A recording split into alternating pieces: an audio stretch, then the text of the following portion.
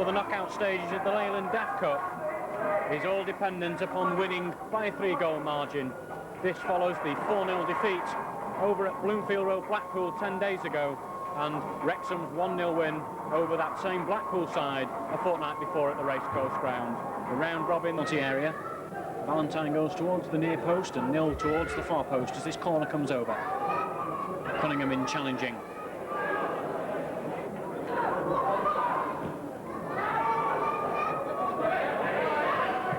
Clements inside to Hoyland. Field looks for Robinson and finds the very number 8 scorer of a hat-trick last Saturday against Tranmere. Good ball inside by Bishop, finds Hoyland. This is Cunningham, edge of the area. Hoyland shot. Oh, great save by Vince O'Keefe.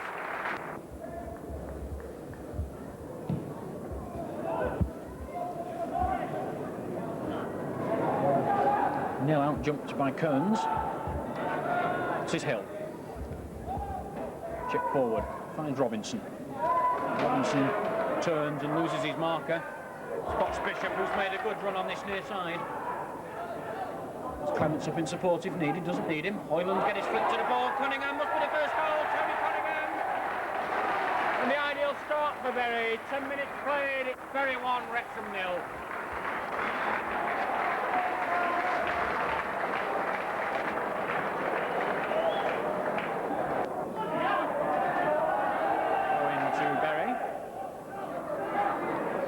Jones thought the throw-in should have been the other way. This is Feely.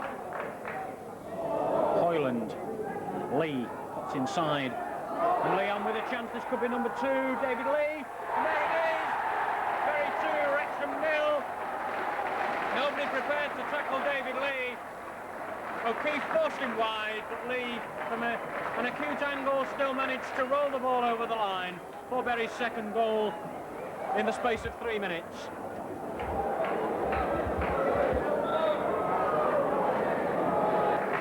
That was Wrexham's best opportunity in the opening half hour of this game. Good header by Robinson. Chance for Cunningham. Another chance for Cunningham. There it is. 16-0 for Bury. But Cunningham's got an injury as he scores that goal to his left leg.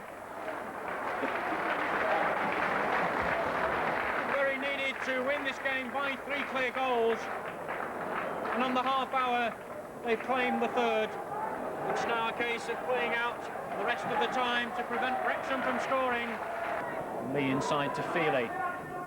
Good ball by Feely for Andy Hill. Can Hill keep the ball in play? Yes, he can. Bishop's inside the area. Lee's on the edge of the area. Robinson up in support. Over comes the cross. It took a deflection. And Wrexham clear to Cooper. Worthington. Good return ball to Cooper. Cooper still goes. In fact, the referee has awarded a penalty.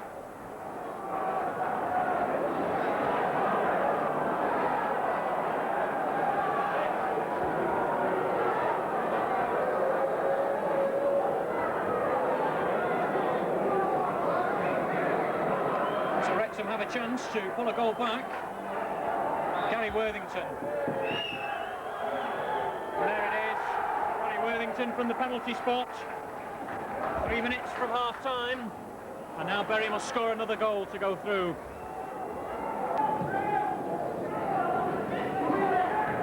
Header out by Barnes. This is Cooper. Forward by Hill. Finds Cunningham. Whiff. Long ball towards Hume. Feely. Lee. Been a constant thorn in Wrexham's side this afternoon, David Lee. Back to Lee, and that's an own goal from Robert Barnes. Bury were making the way inside the area. There is the final whistle blown by Mr. Breen, dead on time. Set a target. A winning target of 3 clear goals. Bury successfully made that target. The goal started as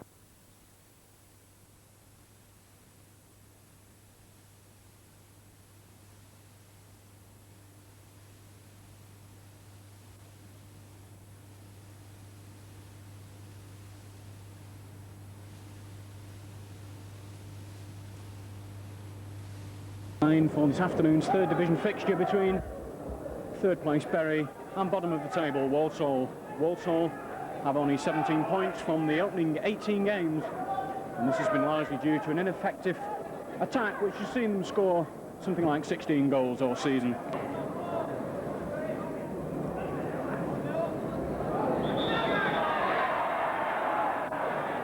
Decision given by the referee on the linesman's advice. Free kick to Walsall.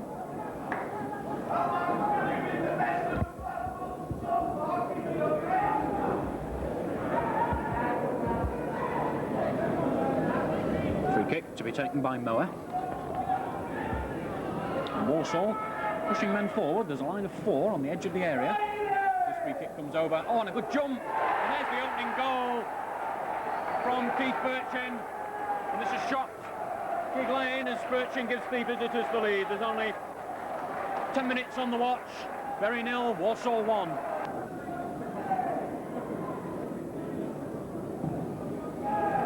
And a similar free kick, and again Birchin winning the ball.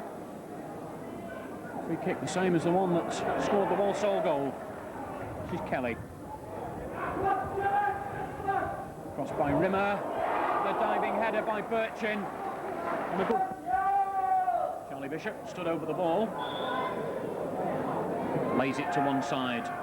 This is for a shot for Lee. Shot by Lee's well saved by Green. And clear indicating to Green. To Ron Green. Time will be added on. Near post. Headed out. Chance for Lee to put another crossover.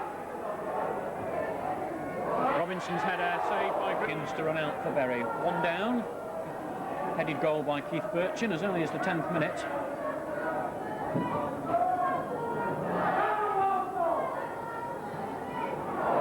Greenwood. Inside to Cunningham. Chance for Cunningham just over the bar.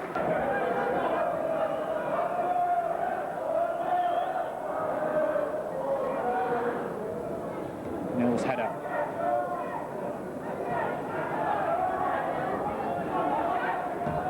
Chip forward towards Saville. Whip had come over. Shot from Saville. Well, the referees are pointed to the corner, so I assume that Gary Kelly must have got a touch on that to keep it out.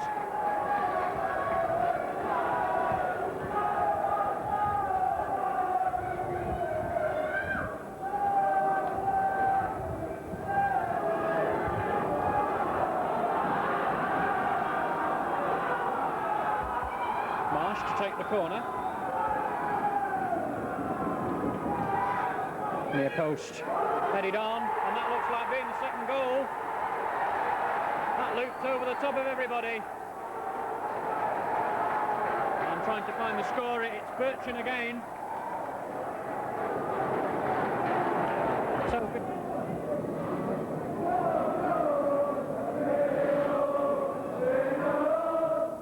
Wid's free kick.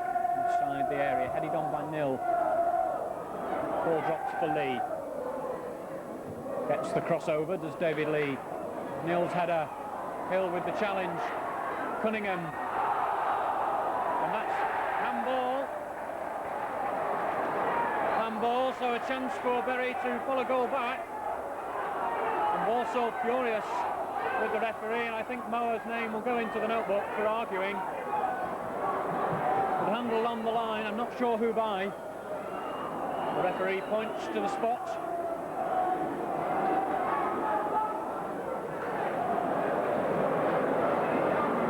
And Liam Robinson with his chance to pull a goal back for Bury. There's 11 minutes to go.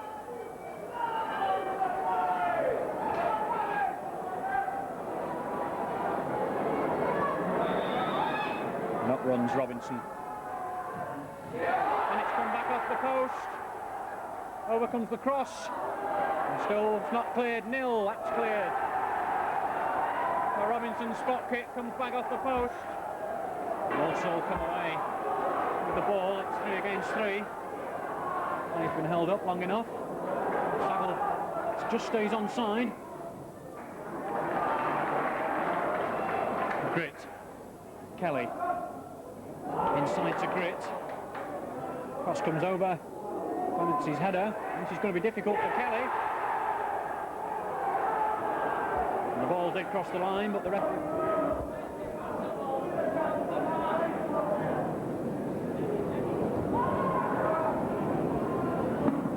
Greenwood on, chance for Robinson.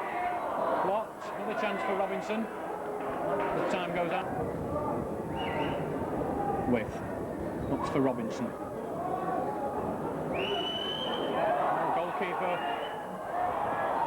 Goalkeeper and fullback got in a tangle there, and Cunningham given an opportunity. Nil. It's Bury, must be said, who had a majority of the possession, particularly in the first half.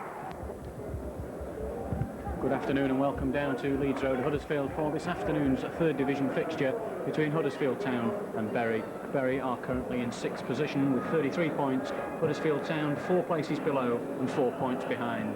So an exciting...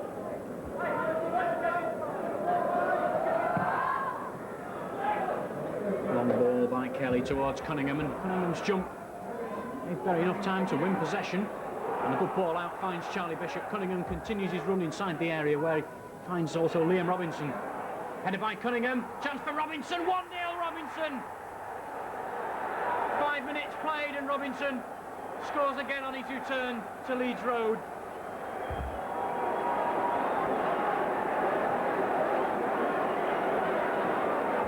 Good jump by Tony Cunningham. Another kick from Martin, headed out by Clements. Loose ball picked up by Huddersfield though. Regan forward. Footing by Hill, he hasn't gained possession, and Huddersfield coming forward. Smith is screaming for the ball inside. Back by Hill, and Hill's given the ball away, and this must be the equaliser, surely. There it is. Craig Maskell in with the equaliser. 7 minutes.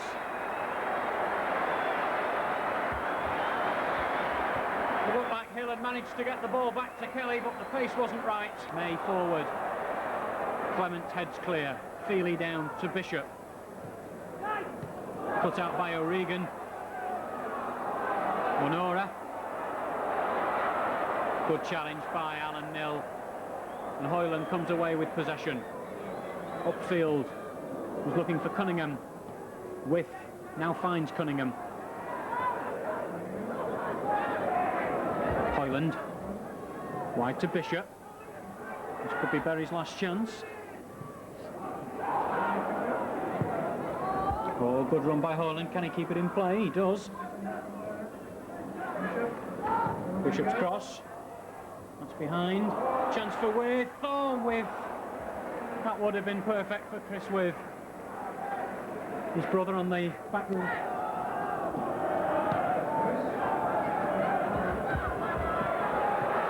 Oh, and a chance now.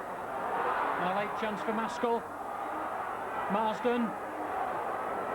Now O'Connell. And that last chance was blocked by Andy Feely for a corner.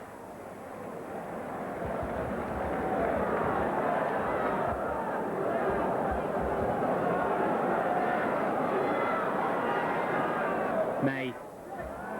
Chipped over by May. Oh, and it's there! It's there, the last minute!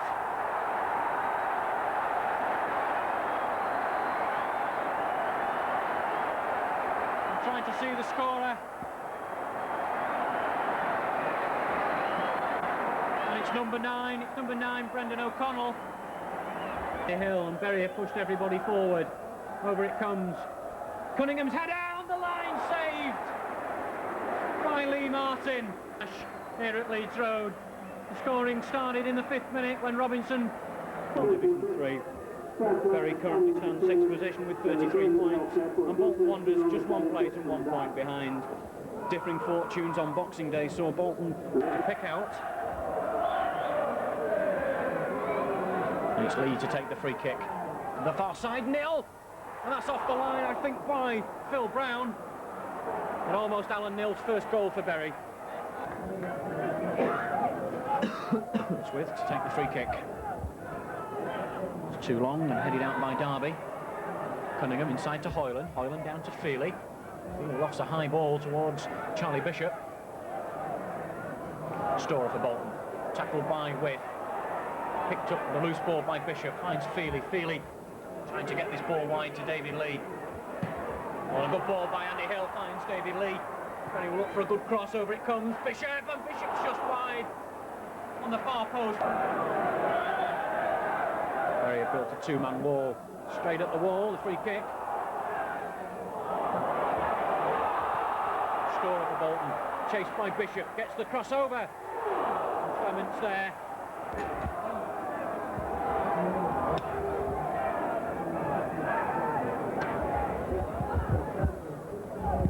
This time taken further out. That's there. Very looked to be playing for offside. And nobody picked up David Rees. 15 minutes gone, it's Bolton 1, Bury 0. It's near side. Martin Pike with the free kick. Header on, and this could drop again. And there it is, 2-0. And Rees has put the second in, 2 in 2 minutes.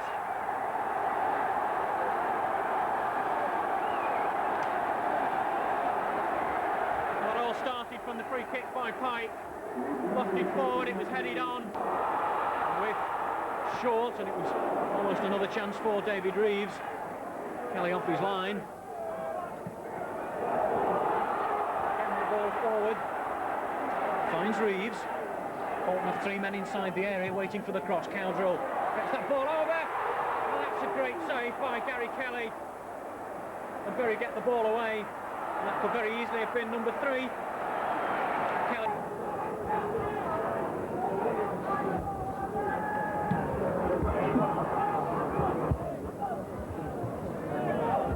Phillisker challenging for that kick by Felgate. It is Cunningham, and still Cunningham, chance for the first for Bury, over to Robinson, and that's 2-1, and Robinson pulls the goal back. 35 minutes played. And a strong run by Tony Cunningham. He held off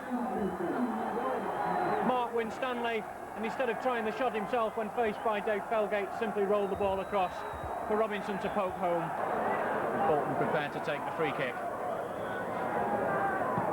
Philly Skirk, and that's come off the bar. Reeves, saved again. No, Crombie. Well, Crombie's put the ball in, but the referee will disallow that. The linesman on the far side is flagging, and Crombie is over having a discussion with the linesman.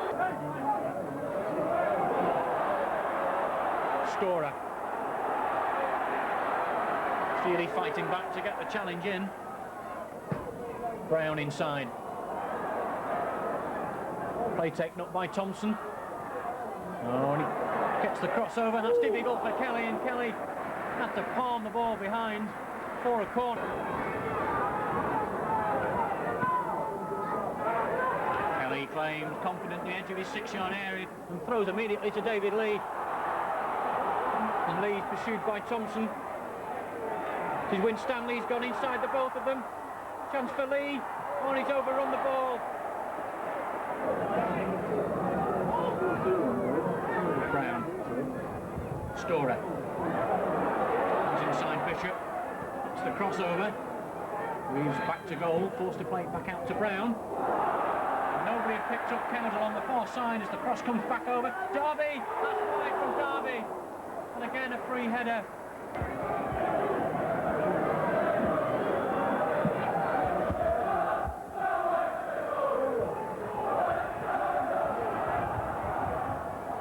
Phillisker, chance for Phillisker. Saved, cleared by Clements for a corner.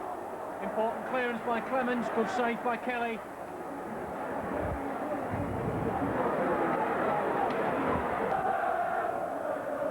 Cowdrell's corner taken short. Laid back by Brown to Cowdrell. Still Cowdrell. The cross came over. Hill got his body in the way. Over comes the cross. Must be a chance here. There it is. Number 3, Storer. And now the game is beyond Bury. Cross by Cowdrell. Diving header by Storer.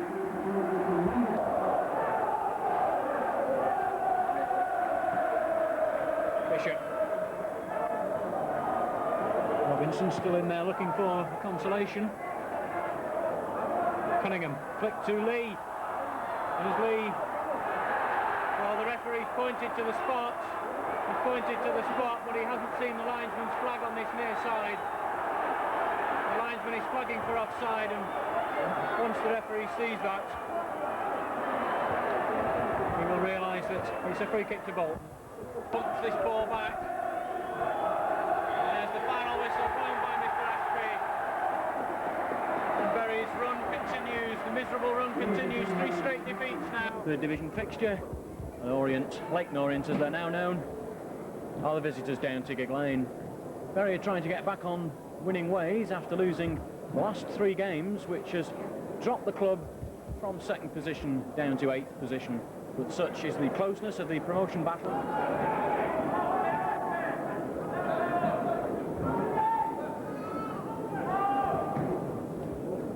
Towards Nil, who's made a forward run. Header on, Hoyland, inside the area, looks for the shot. Cunningham's curl effort, oh, it's in from Cunningham! Beautiful curled effort from Tony Cunningham. Past the outstretched arm of Paul Hill. It's on 18 minutes, Cunningham breaks the deadlock here at Gig Lane.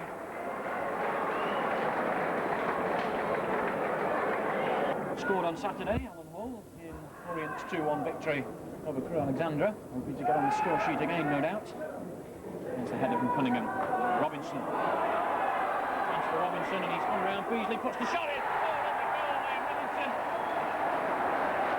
Around the outside of Paul Beasley. And then just unleashed an unstoppable shot from 15 yards, which flew past Paul Hill.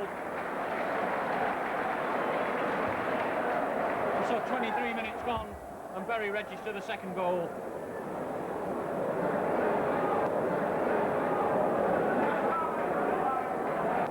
Bury travelled to Notts County this afternoon to play the league leaders.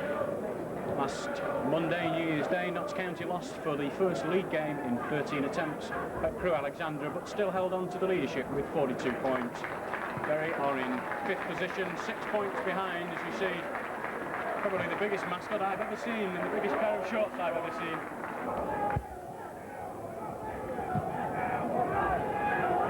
High kick from Steve Cherry.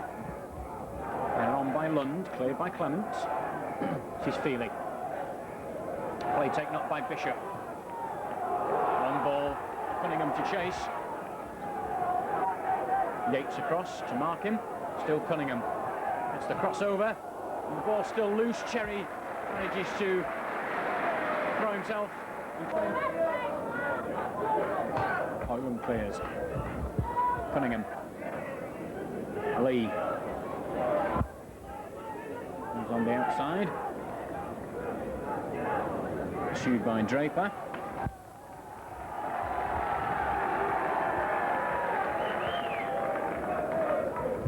Goes out for the very corner, the first corner of the game.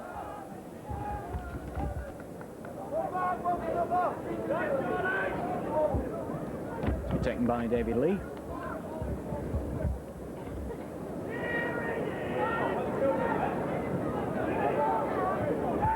Feely.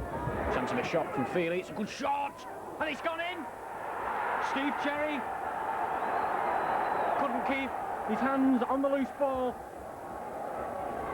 And that shot from Andy Feely low to Steve Cherry's right slipped through his fingers and gives Bury the lead on 14 minutes.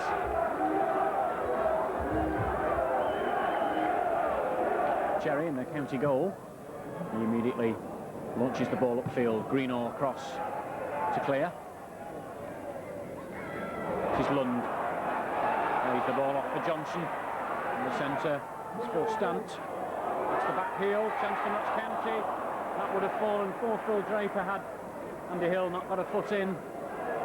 And Hill relieves the pressure by playing the ball upfield. Cunningham. And Cunningham has to continue his run. Hoyland was offside. Still Cunningham. A chance for Cunningham here. That's 2-0. Tony Cunningham held off the challenge.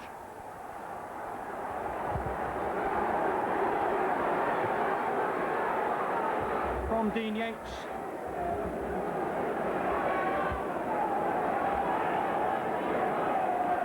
Only 18 minutes on the clock.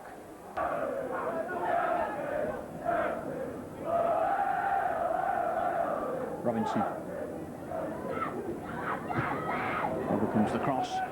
Bishop trying to get his head to the ball. First there is Charlie Palmer, but Bishop picks up the loose ball inside the area. Looks for the shot. That's just over from Charlie Bishop. Time. Notts County 0, Bury 2.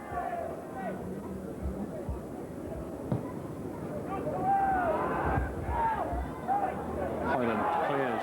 Feely with the back heel. Ball's headed down for Lee. Lee, long searching ball for Liam Robinson, and Robinson will keep this in play as Hoyland is the only man inside the penalty area now. That will go for a corner.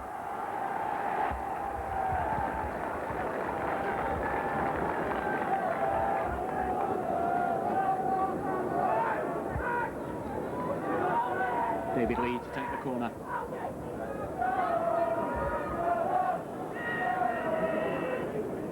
Hill comes to the near post as the ball's played far post to Cunningham's header. Number 3, Tony Cunningham.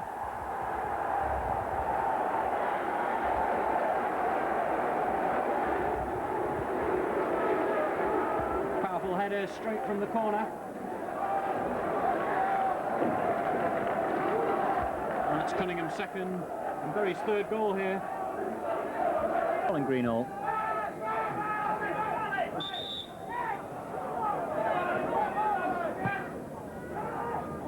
Nil. Overhead kick inside the area. Lee.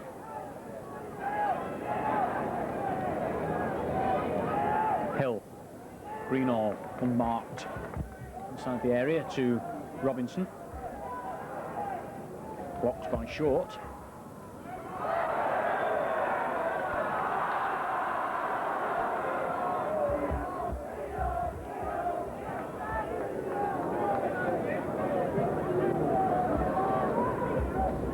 Throwing to be taken by Andy Hill. Lee. Hill to put the crossover. It's towards Nil. And there's a header from Jamie Hoyland. 4-0.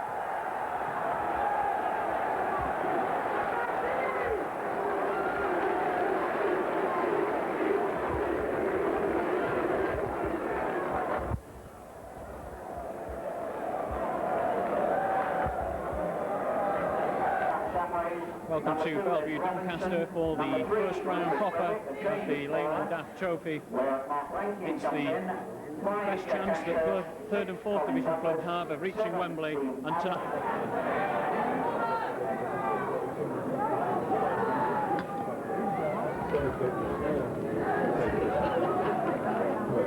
Greenall's header Rankin.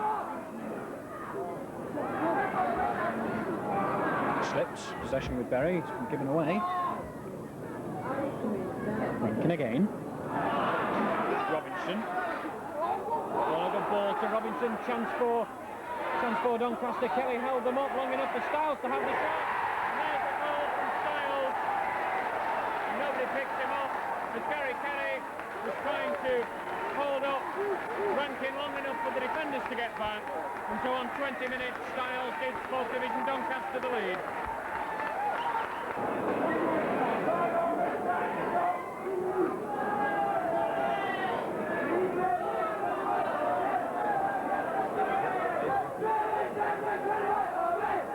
Headed out by Nil, Bishop.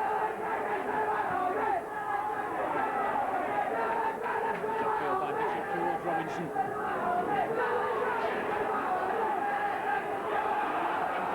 For Adams. Back to put the challenge in. And it was a fair one, says the linesman, but the referee disagrees. Awards Doncaster the free kick on the far side.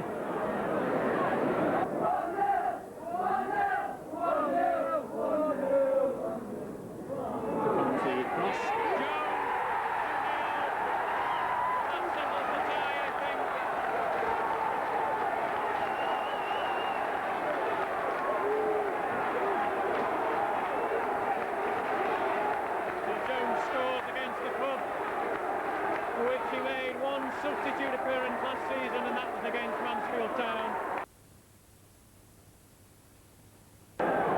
just see in a moment the two keepers, the two brothers, shake hands before this Lancashire derby.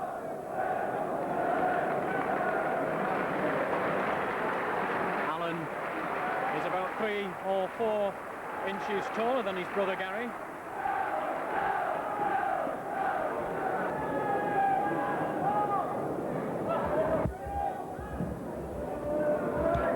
Kick by Kelly, aimed towards Cunningham. Gets his head to the ball, and it's Hill. Robinson is free, and a chance for Robinson. And there, hit the post from Robinson. Sprung the offside trap, did Liam Robinson. Gets the crossover. Lee will pick up the loose ball and finds his captain, Andy Hill. Cunningham can't lay the ball off.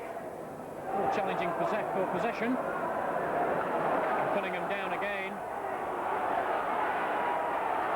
As Preston attack through Harper. A lovely through ball. There's the chance, and there's the goal from Warren Joyce. And 19 minutes played, and Preston take the lead.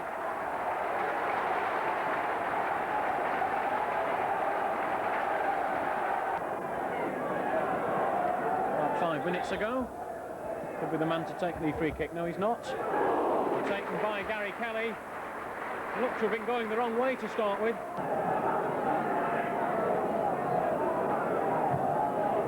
Over comes the corner this time, it's deeper. Headed out by Greenwood. Flynn with the shooting chance. That wasn't far wide from Mike Flynn. Doing a good job this afternoon to quieten David Lee's exploits down this right-hand side.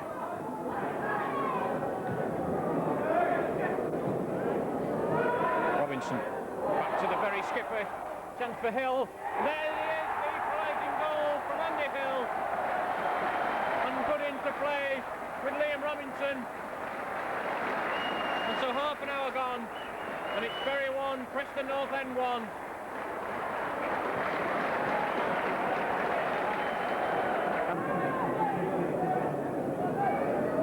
Gary Kelly's kick. Header on by Greenwood. Ball came off David Lee. Chip forward by Harper. A good run by Shaw if he can keep the ball in play. Joyce is making strides inside the area, waiting for the cross. Still Shaw, and there's the second goal, and it's Graham Mooney.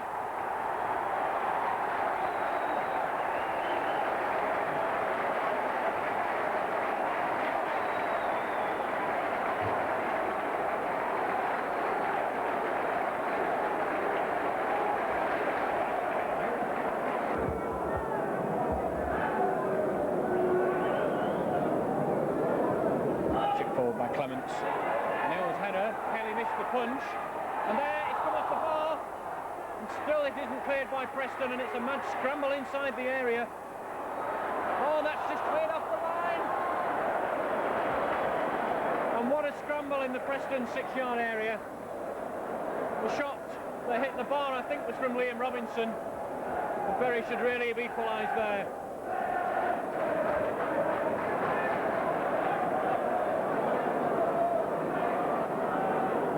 Bishop's corner, cleared by Swan, picked up by Lee.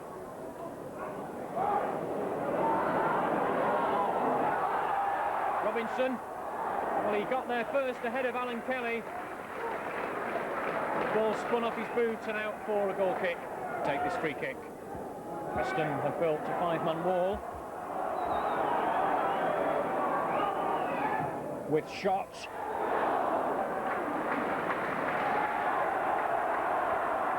Didn't get a hand with looking for movement. Finds Lee. Back to Robinson. Inside to With. And still With. Chance for With. Good save by Kelly.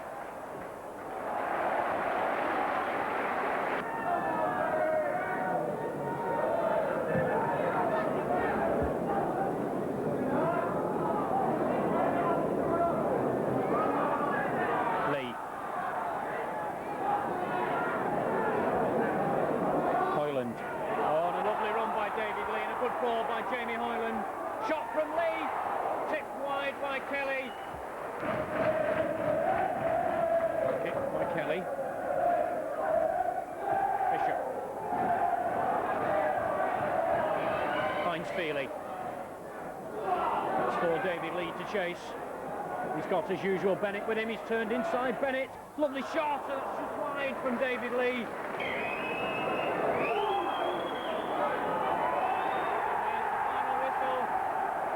So Bury's poor home form in recent weeks continues. 3 out of the last 4 home games have been lost, and it's seriously hampering Bury's chances of promotion. Welcome to Ashton Gate for the 3rd Division's match of the day. Leaders Bristol City taking on 4th placed Bury. Back on the opening day of the season in August, an 89th minute goal by the Bury substitute today, Nigel Greenwood, rescued a point after Bristol City's Bob Taylor had put the visitors in front at Gigg Lane.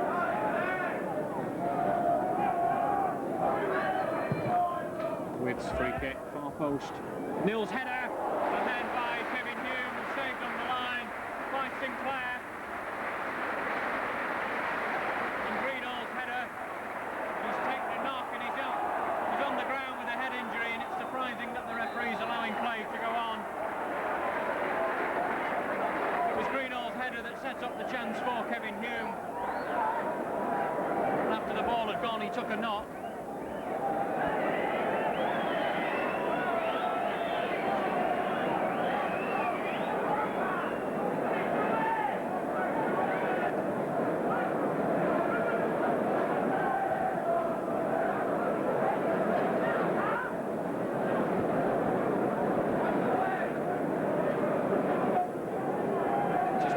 Too good for Colin Greenall.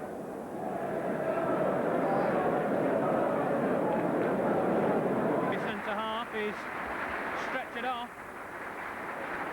Not, ironically, whilst helping out in defence, but whilst helping out in attack. And it'll be that man who will take this free kick. And it's a good one. Great save by Gary Kelly.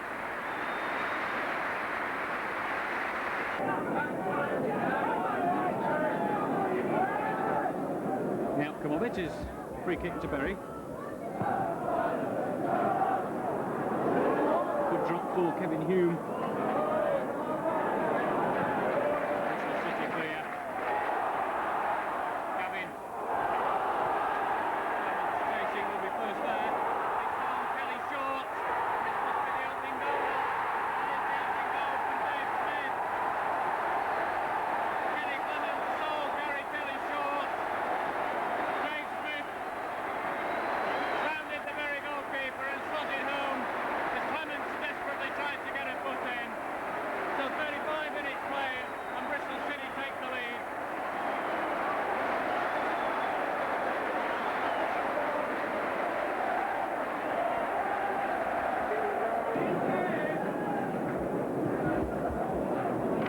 Llewellyn. With.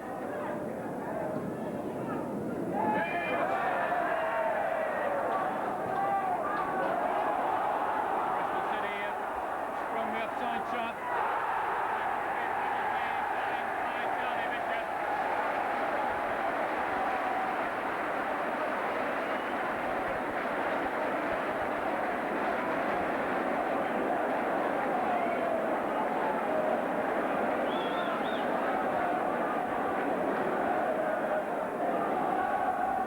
Looks like the Bristol City penalty taker is going to be Rob Newman.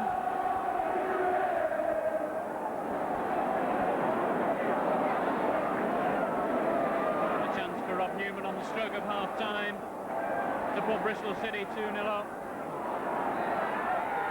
Great save by Gary Kelly.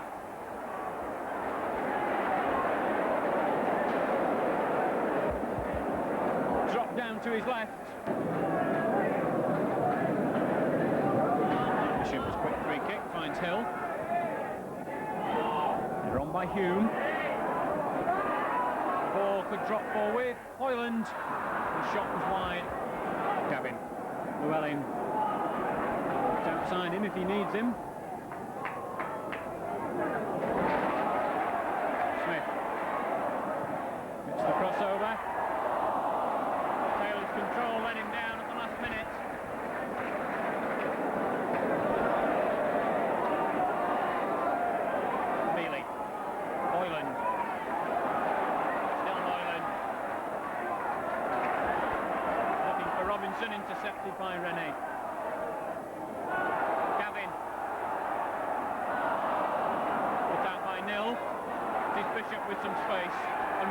in support with him. Bishop prepared to take them on. Chance for Bishop. Claimed by Sinclair. Good run by Charlie Bishop.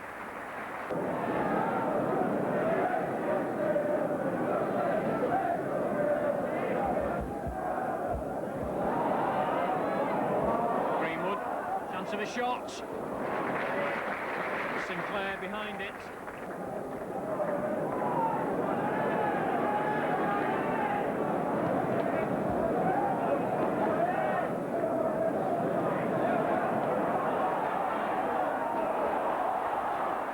Could be a chance.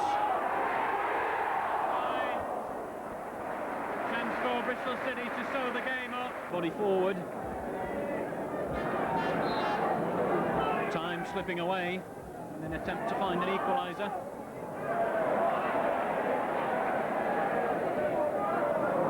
Clements. Feel up and under from Clements.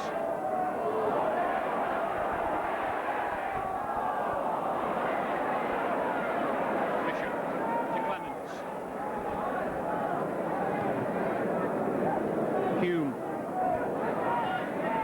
Leaves the ball off to Hill. Back heel to Feely.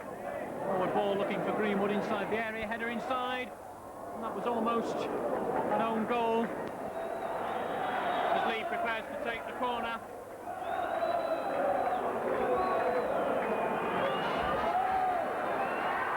Too long for Hume. Greenwood.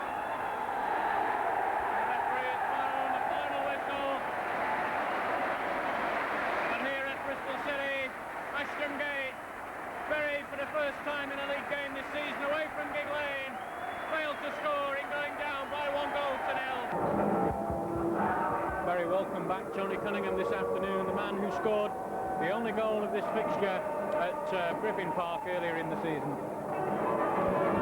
Another change in the side this afternoon sees the number 10 Phil Parkinson replacing Andy Feely, who is currently serving a 2-match suspension. It will see him out of.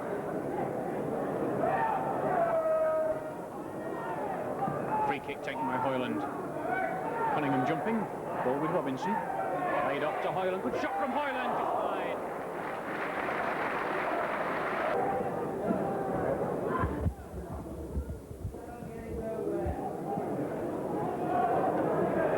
Clements' header.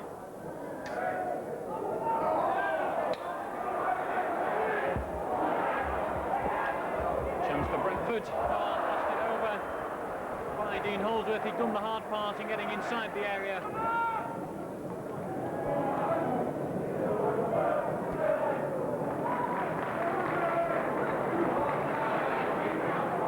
Chance of the shot. Tipped over well by Gary Kelly. The shot was from number 6, Alan Cockram. Charlie Bishop to take the free kick. Towards Hoyland, gets his head to the ball. Robinson in with the challenge. Loose ball picked up by Greenwood. Bishop in support. Gets the crossover eventually, does Greenwood. Finds Robinson. Robinson looking for somebody wide on the right. And Hill is there to provide that width inside to Lee. He gets the crossover. Hoyland's header. Greenwood, good save shot. Oh, great save by Tony Parks.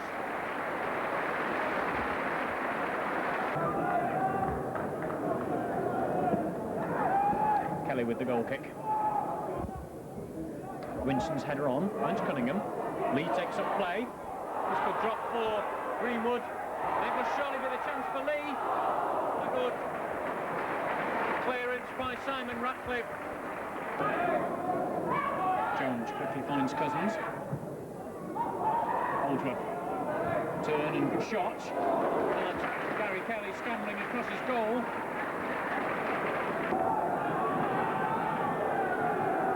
Stanislaus. Back to Smiley.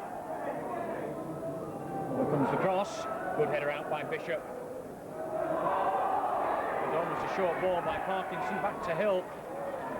And Hill had to dive in, and he's been injured in the challenge. That is the opening goal goal scored by Eddie May. As the ball came over, nobody picked up Eddie May, and just the slightest touch took the ball past Gary Kelly.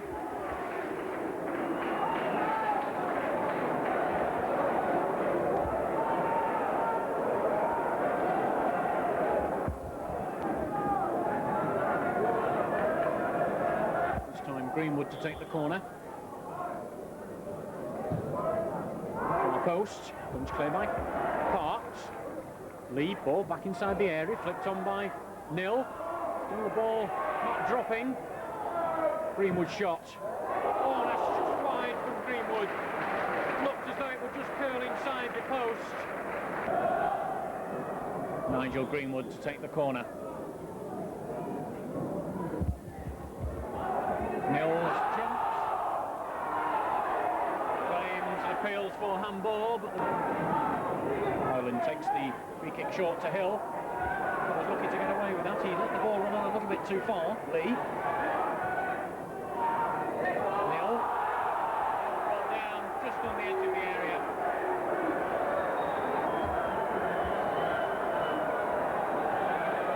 Brentford have put 6 men in that wall as they prepare to defend for this free kick.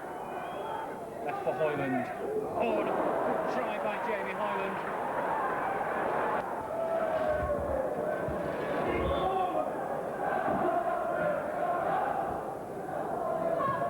Got over by Lee. Nils header, Cunningham. Tries the overhead kick, Robinson! Oh, and it's over from about 4 yards.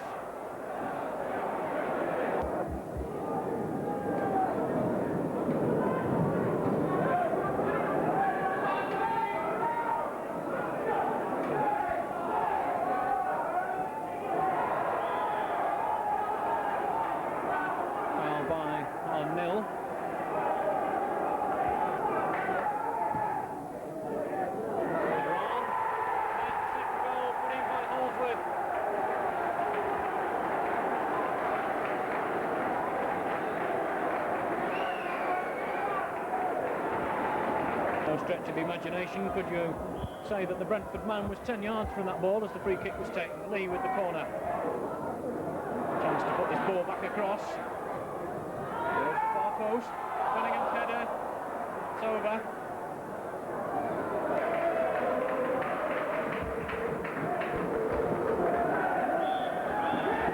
Final whistle. And very slumped to their 4th home defeat in 5 games. And drop further down the table in the dream of promotion.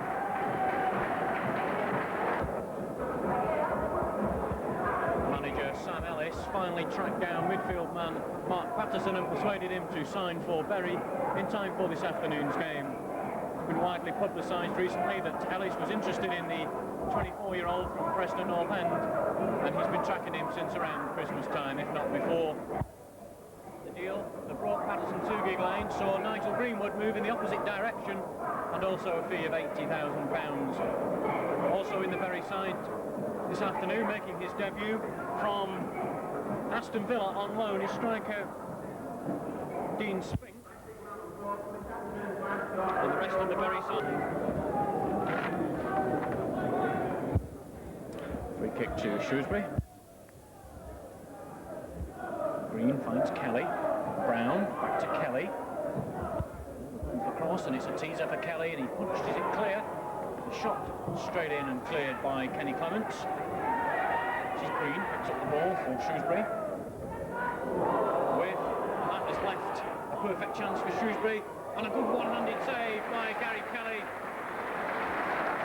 from McGinley.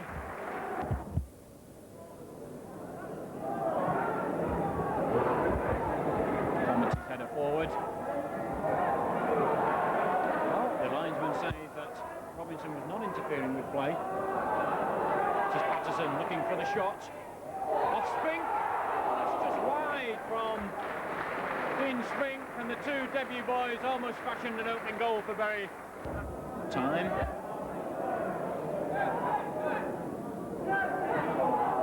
Valentine.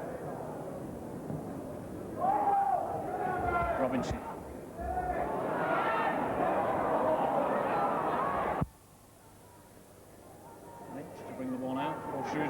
Gorman. Brown. Behind him is Green if he needs him.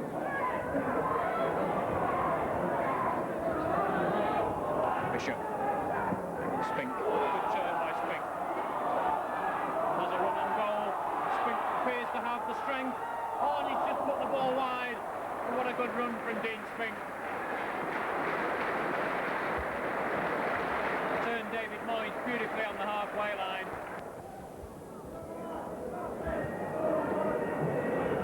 Mark Patterson to take the corner. Headed by Hill, chance for Robinson. Good save by Perks.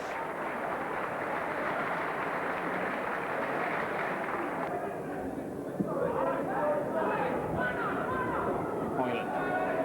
Robinson. Valentine. Clements.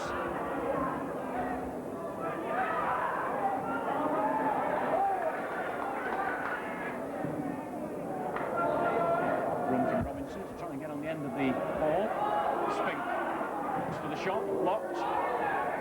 Robinson, nice, Patterson, first time shot, Patterson, oh, lovely try. Leonard Perks scrambling over. The ball flashed wide the far post, but it was curling inwards.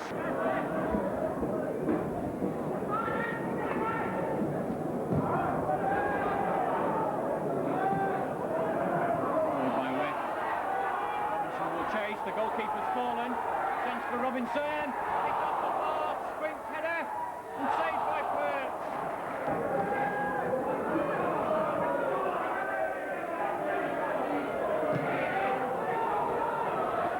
Robinson. It's the crossover. Hoyland's header. Kane.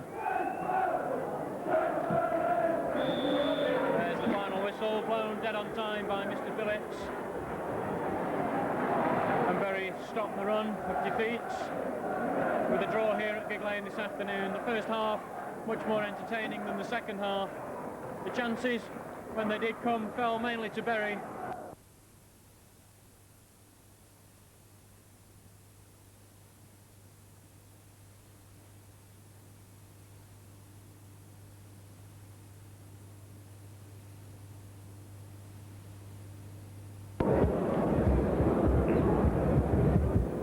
Welcome to Field Mill, Mansfield, for this afternoon's third division fixture between 7th place Bury and Mansfield Town, who currently occupy 23rd position in the third division after a bad area.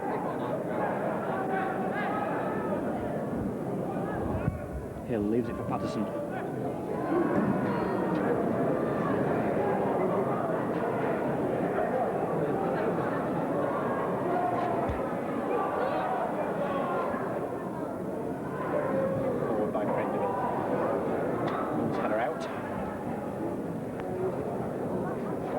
Forward, Spink, control on the thigh.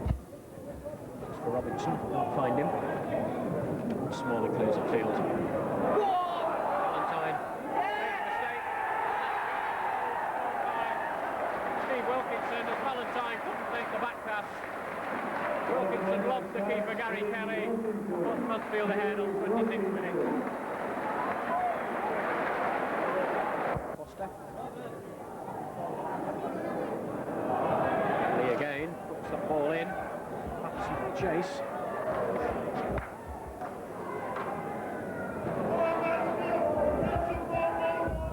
Wants to get the crossover. Got into trouble. Foster clears, but only as far as Valentine. Chance for. Oh, and a good save from Peasley. It looked like Spink had equalised.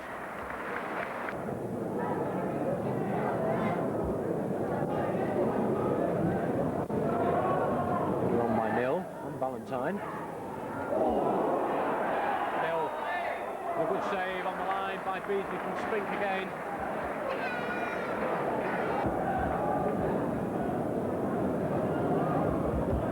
Lee. Offside, Valentine's header.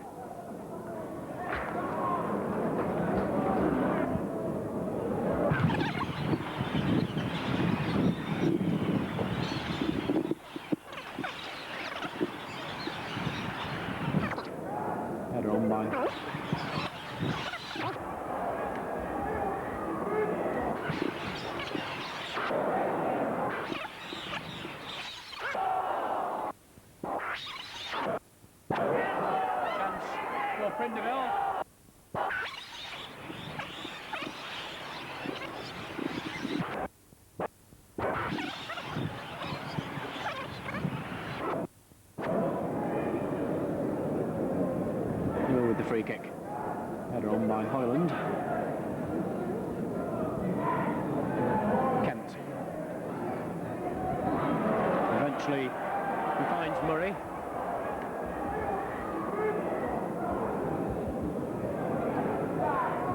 Hathaway's cross.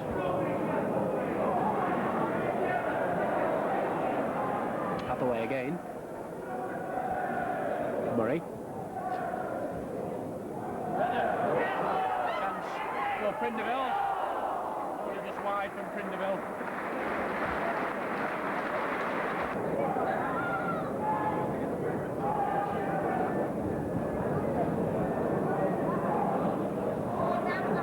Lee slips Prindiville nicely and gets the crossover. Chance for Hoyland, and a good tip by Beasley.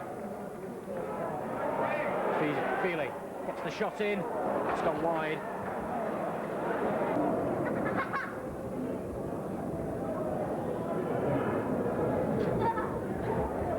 Lee gets the crossover on a good header from Spink.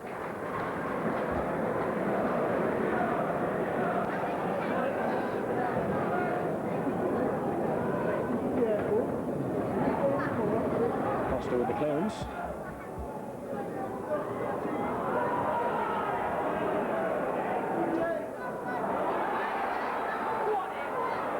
Away.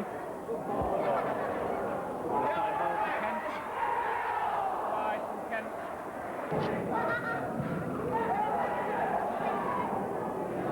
Spink.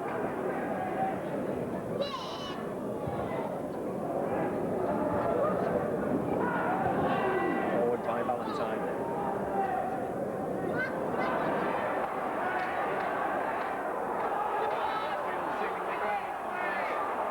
Wilkinson. Hathaway. Wide.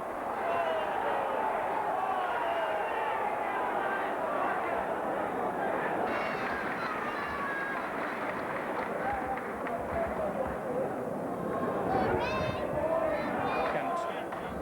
Christie. Hathaway. Chance for Hathaway. Oh, a good fingertip save by Gary Kelly. His whistle blows for full time.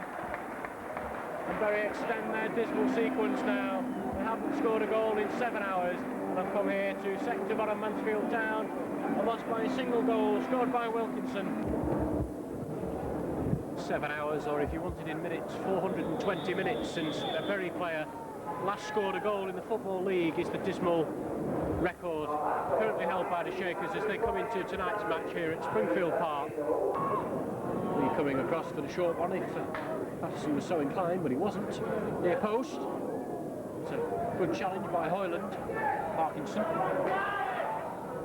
ships the ball, looking for Robinson. Robinson might keep this in play. He does. He gets the crossover. Hoyland was coming to meet it.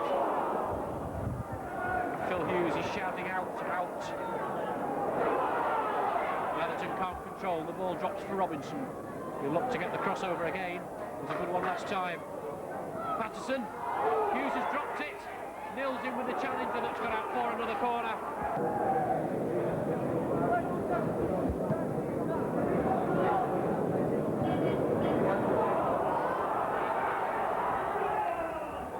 Nils didn't get the challenge in, and this is Page. He'll look to find Daly. Oh, well taken by Kelly. How Bury could do with a victory here tonight.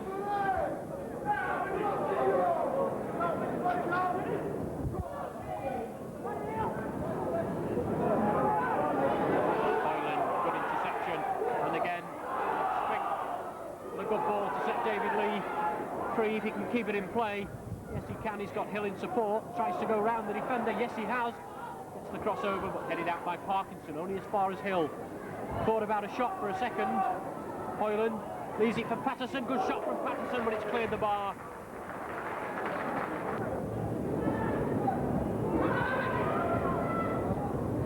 Helped on by Clements. They would do well to try and play this ball along the ground rather than in the air. And as you see, that's just beaten everybody. Really, conditions farcical at the moment.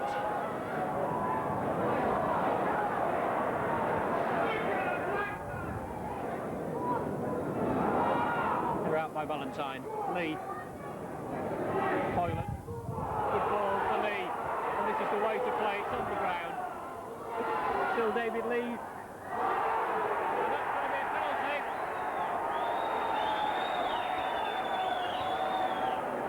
David Lee caught by Alan Tankard. He ought to have been able to keep on his feet, but he wasn't, and he went down, and the referee pointed straight to the penalty spot. And it's now Liam Robinson's chance to put Bury into the lead, and he can save. The penalty saved by Phil Hughes. Ball drift out of play. A good run by Parkinson. For a goal killer route.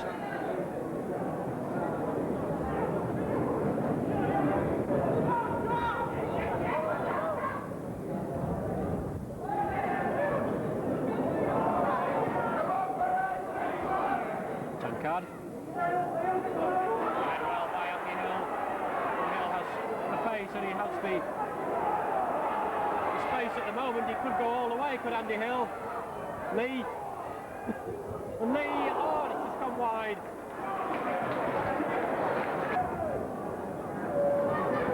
Wigan now pushing more men forward. It's cleared by Patterson. Robinson helps it on to Hume. Hume in turn to Lee. Lee keeps it in play. It goes to the outside of Allison, gets the crossover. Hume. Still it isn't cleared. And Robinson went in bravely as Hughes was punching clear. Hume, he's hit the bar, and it's gone over. Well, we're pulling at Ward actually. Forgotten that they changed the name. There is the final whistle. Bury starting the game, having gone 7 hours or 420 minutes without scoring a goal, and also 6 games without a win. We've extended that winless sequence here at Springfield Park and that goalless sequence now to 510 minutes.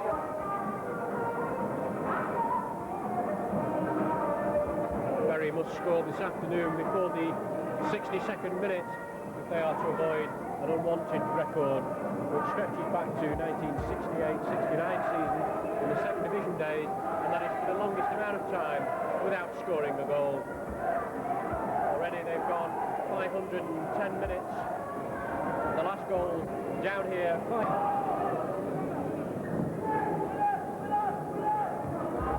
Hill will get the opportunity to put the crossover. Headed by Robinson, saved on the line by Nixon. Free kick.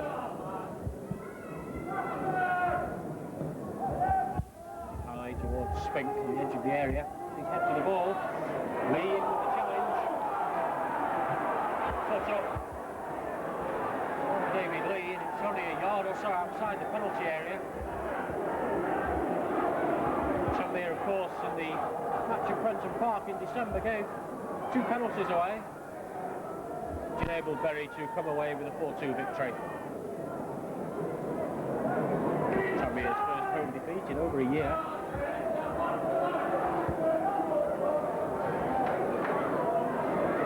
Good chance here for Bury to take the opening goal. 16 minutes played. Robinson looks to be shaping to take this free kick. Tranmere build the wall just on the penalty spot.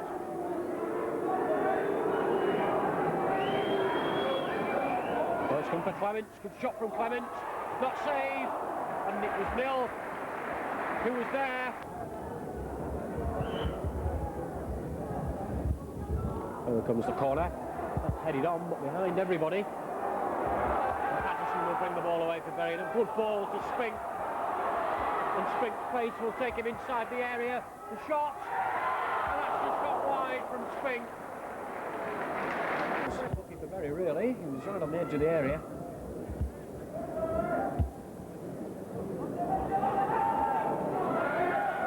McNabb, well in by Parkinson, won the ball well. Spink finds Lee, and this is promising from Bury. Chance for Hoyland, saved on the line by free kick. David Lee to take the corner. Towards the far post, punched out by Nixon. Ball for Patterson, he couldn't control. Turns well, looks for the shot. And another good save from Eric Nixon.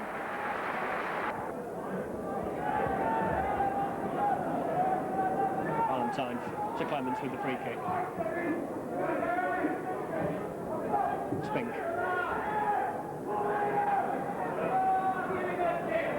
Patterson. Oh, nicely round. Thomas. Gets the crossover. Hoyland first time, and there's the goal from Hoyland. Patterson, nutmeg Thomas. A lovely curling cross. And Hoyland had the confidence to hit it first time and low to the left of Eric Nixon. And so on. They're on by nil. They by Tranmere on as far as Lee. First time effort from Lee. Possession. Still forward. By Spink with control. Finds Parkinson. And Parkinson with a lovely ball to Patterson on this near side. Another good cross. Robinson's first time shot. And it took a deflection. And again Patterson's cross. Evades Nixon. It took a deflection. Going around the touchline to see the extent of Hoyland's injury and whether or not he'll be able to continue.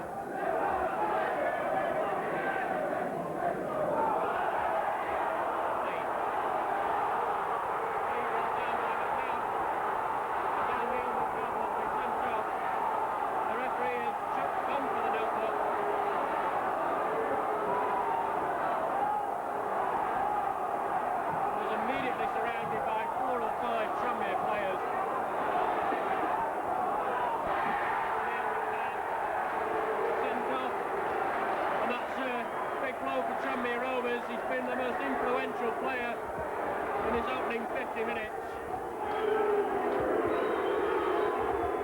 Hill to take the free kick. Valentine making the run, gets his head to the ball. Spink. Nick.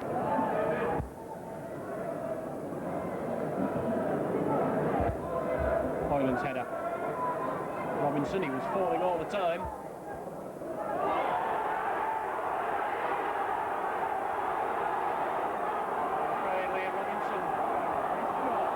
Sent off for this, his second challenge. So now both teams down to 10 men.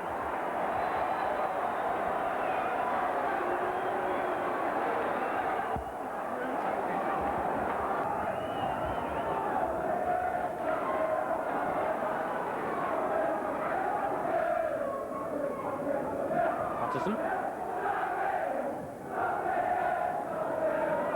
Hoyland in with the challenge. Spink. And Lee is on this near side, if Spink can spot him. Oh, lovely run from Spink. And still Spink, has he got the strength to go all the way? Oh, good save by Eric Nixon.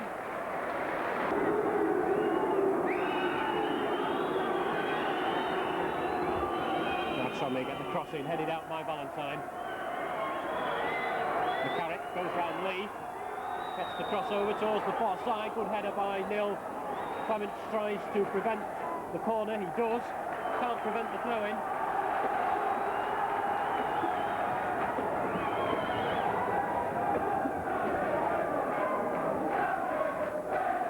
Thomas.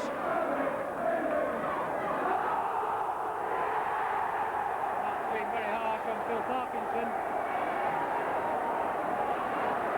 Tranmere will have a penalty.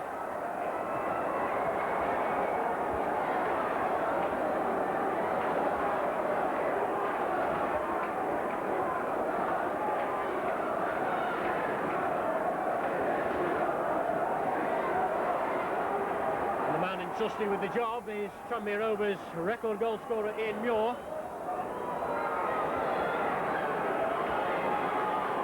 And can Gary Kelly keep it out?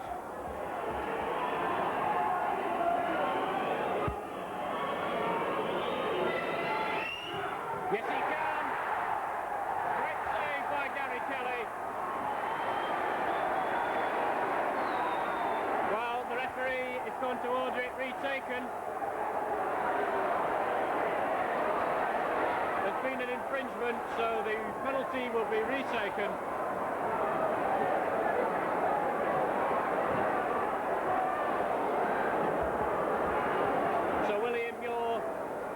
the same way. Let's wait and see. This time it is the equaliser from Dore.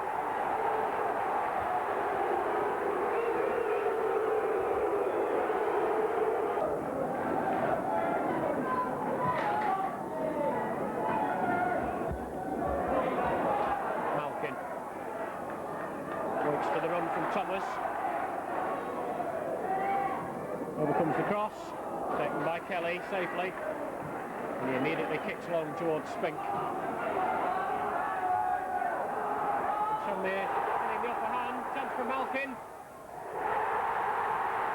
Malkin has put Shanmere 2-1 up. 14 minutes to go.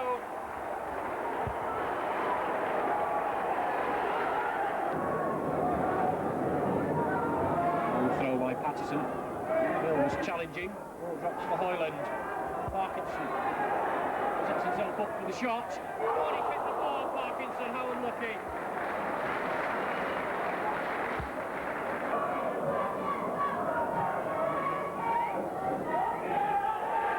There is the final whistle.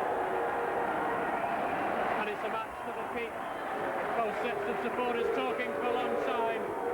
A match in which Mr. Hutchinson really lost control and lost his direction.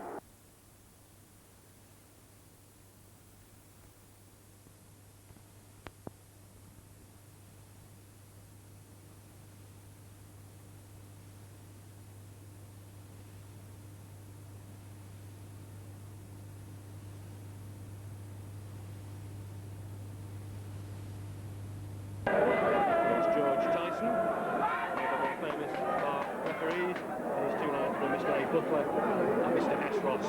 So, Message for Gilbert Chester, will you please report to the main gate and meet your wife there, please? Header on by Spink. Parkinson. Hoyland. Lee on this near side waits for the cross. Good ball finds Lee. Hill.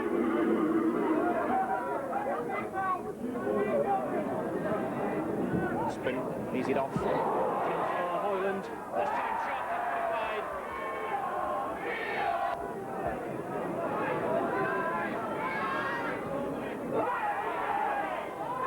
Lee leaves it for Hill. Parkinson. Lee again inside. Robinson.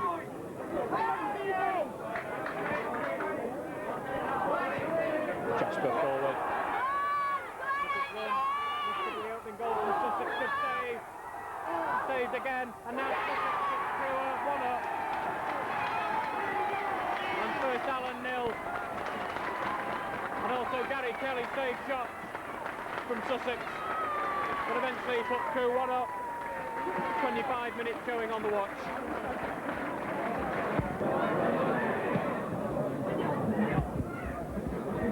Spink. Hoyland looking for Robinson. Again playing themselves into trouble at the back. Robinson still continues the run. Lee. Across from David Lee.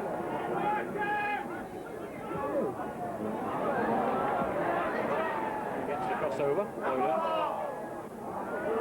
Parkinson shot. Wide. So Crewe with the free kick. Very brought everybody back behind the ball. Valentine's header out. And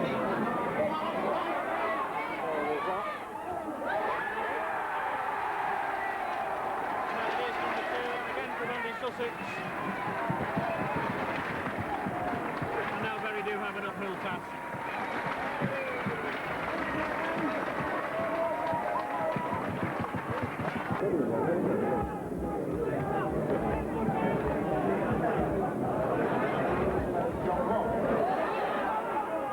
Kelly off his line.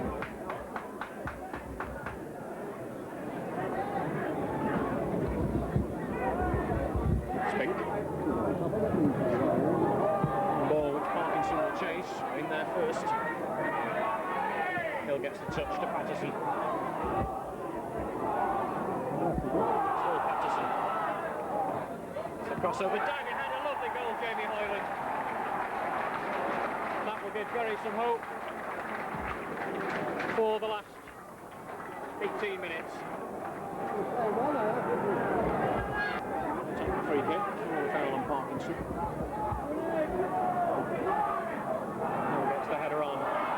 Robinson, a good save by Grey Goose. Final whistle.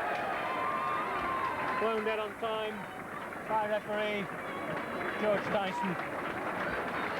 So Bury's long last home game against Tranmere Rovers is out suspended. Taking their places are Dean Spink on loan, and it's his last game on loan from Aston Villa. He's month's loan. And number 8, Kevin Hume. 8, Kevin Hume. 9, Dean Spink. 10, Phil Parkinson. And 11, Mark Patterson. It's his lead, trying to turn on the edge of the area. There's still a lead. And it looked spectacular, but it was obvious that there's no foul there. Hit by Kelly. Spink again being fouled by Craig Short.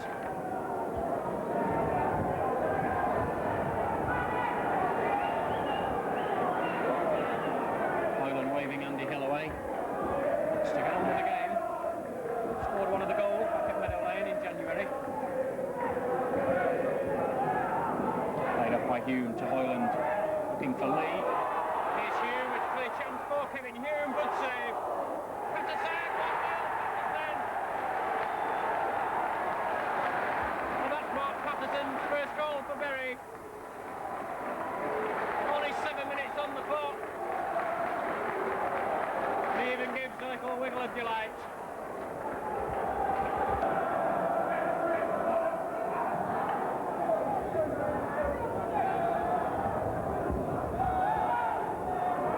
Johnson again given the opportunity. That's going to go in. Tommy Johnson. Gary Kelly got a hand to it. He couldn't stop it sneaking inside his left-hand post. So 15 minutes gone, it's Bury 1, Notts County 1. Palmer's throw-in. Parkinson. Hume, laid off to Hyland. Back to Hume. And on to Spink. Spink in with a good chance. And he's blasted it wide. He's done the hard work.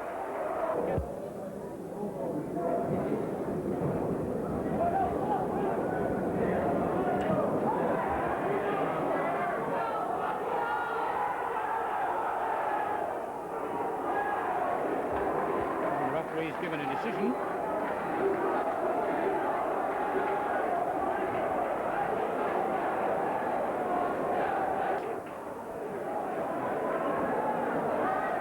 An ideal opportunity for Notts County.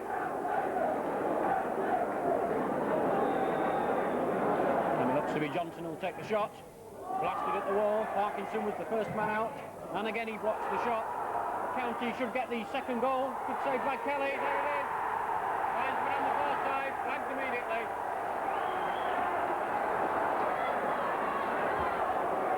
Craig Short, the number 4. And so Bury survived that scare, all created from the free kick conceded for obstruction.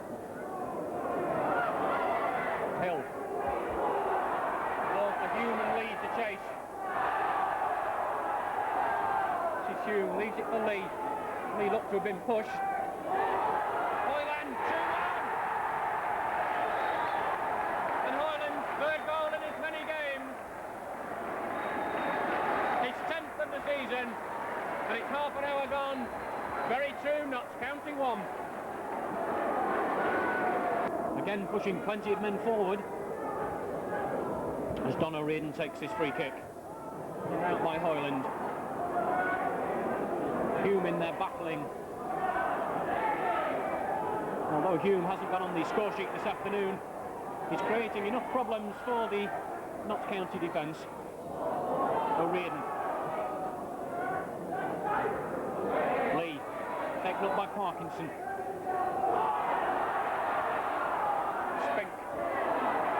Spink and Hume's inside the area. Spink will go in alone. Looks for the shot. Oh, brilliant goal, Dean Spink.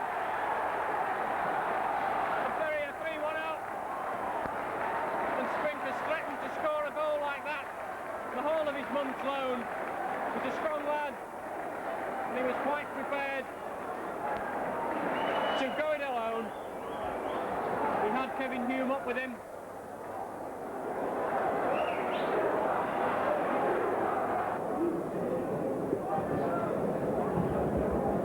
O'Riordan's free kick. Header on. It's almost Notts County's second goal. Plenty of men to aim at upfield. They're out by Yates. Patterson, chance of his second. Didn't quite get hold of it as he wanted. Save therefore made easy for Cherry.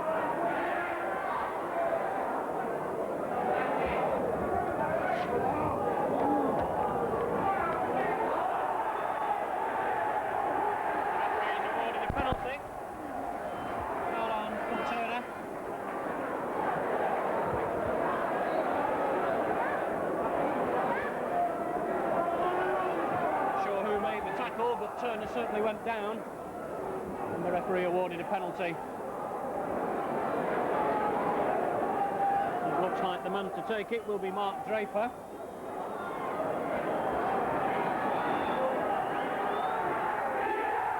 Draper pulls a goal back for Notts County, so Bury will have 10 minutes.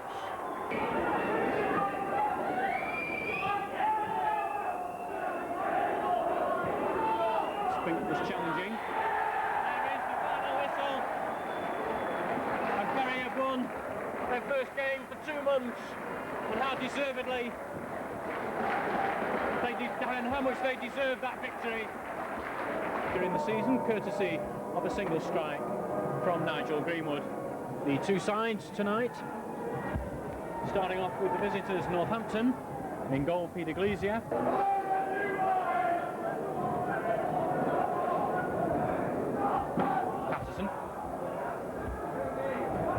Ball was for Hume, and Hume got there first. Couldn't control it. Now it's Northampton's turn to break through. Darren Collins, challenged by Bishop. He rode that challenge from Bishop. Getting the shot in was number 4, Dean Thomas.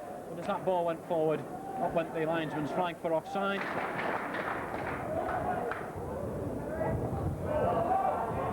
Hume slipped the offside trap. Chance for Hume, well blocked. Lee will keep possession. Bury can't get the chance to shoot. Hoyland. Good support play by Andy Hill. Finds Lee. The ball headed out, and Northampton happy to clear. Could have been Kevin Hume's first league goal for Bury. Like a ping pong machine, and Patterson came out in front. Over comes the cross. Hume! Bury create another opportunity. Towards the far post. Played by Kelly. Oh, a good throw. Finds Kevin Hume. Forced wide, and Lee is in support behind him if he can look behind. Good play by Hume. Robinson. Turned by Robinson. And a cracking shot. This clears the bar. The credit for the opportunity must go to Kevin Hume.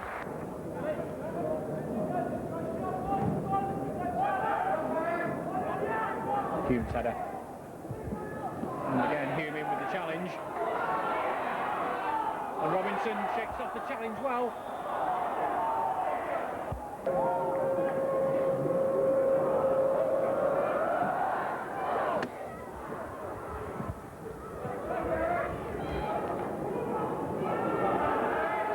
Hill isn't quite clear, but then he can. Ball picked up by Lee. So Lee will go. Robinson in support if he can find him. He does. Good play by David Lee. Hume skipped around the challenge well. There he goes down. Penalty. Crossing. It was blocked by Charlie Bishop. Headed out by Valentine. Oh, still not on the ground. Hill. Then leaves it for Hume. Ball by Hume to Lee, who was coming up well on this right wing.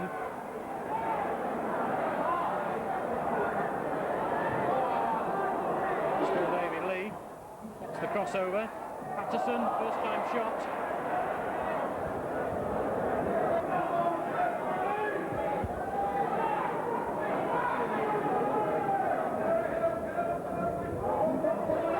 Parkinson. Side shot this time.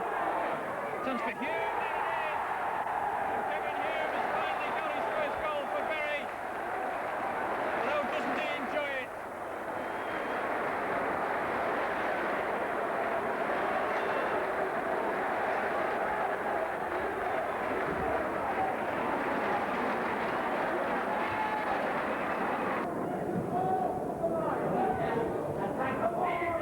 Mills header. Hill. Short ball to Lee. Turn by David Lee. With two players in his way.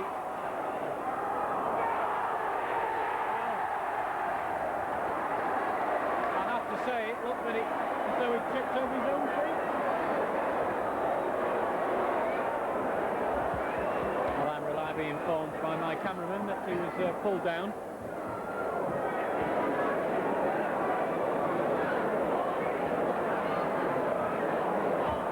Now then, Mark Patterson was a prolific penalty scorer with Preston North End. And with Bury's two other previous penalty takers both off the field in Tony Cunningham and Liam Robinson, can Patterson score his second goal in 4 days down here at Gig Lane? Well, he skied that.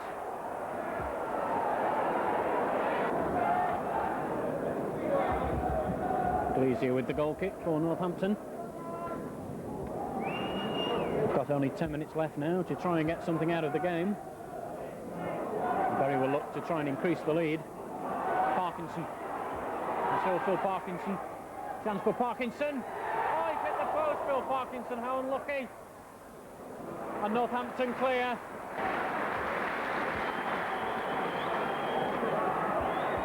And now we're back with Lee for Bury. Gets the crossover. That's just wide of the far post. Northampton. Parkinson. And there's the final whistle. And nobody will be more delighted by tonight's game than Kevin Hume, who tonight broke his duck. Yes, it's a warmish spring day that greets us here to Millmoor Rotherham this Saturday afternoon. It's the top of the table clash once again between Bury from Lancashire and of course the home side Rotherham United. So down on the touchline it's Ali Pickering to throw the ball in. It goes to Nigel Pepper, nice one, and Sean Goodwin puts it in the net. And really it has to be said that was one of the chances that could quite easily have been given away. Sean Goodwin could easily have lost his head there and muffed it, but he didn't. Wouldn't it have been a beauty? Sean Goethe looking very, very happy in the Rotherham side at the moment.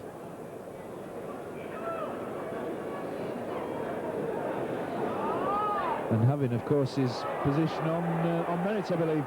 So it's busting through the middle then, but oh! And an appeal.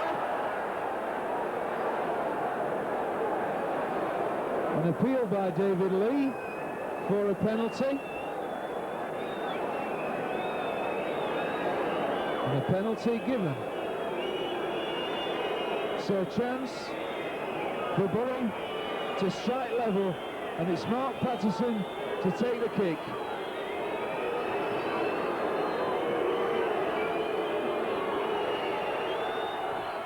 And it's there.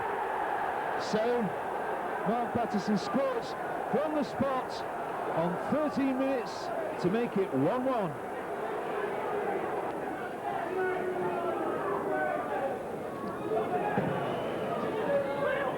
So Robinson's on the ball.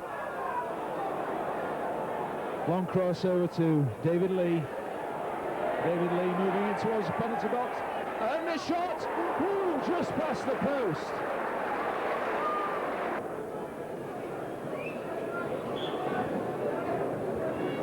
It's over then by Goodwin.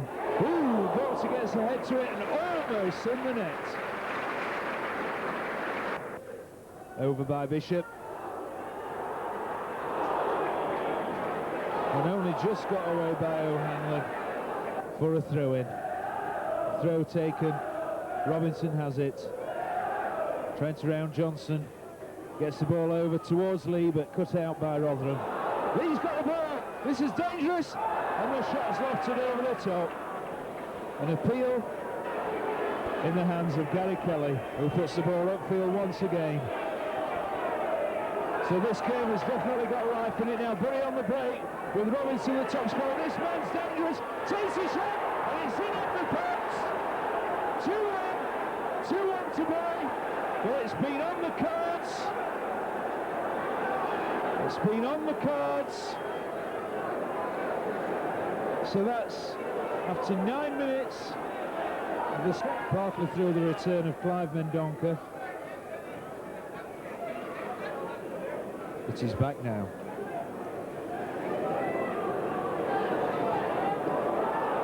And the ball with David Lee. Clear-cut chance this. Moves it inside, takes his shot, but the shot's wide. Well wide.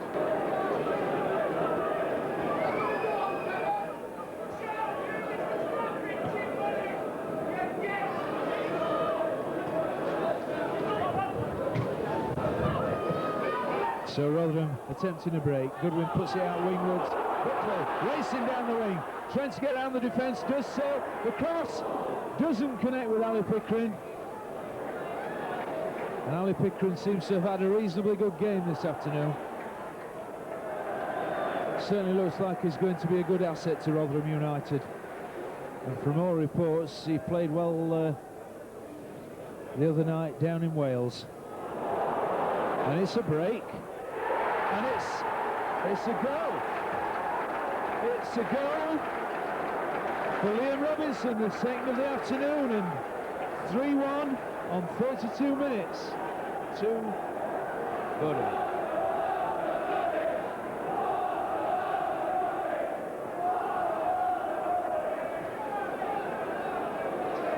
I think they want to be hitting the back of the net very, very shortly. And there's nothing to come from that particular move.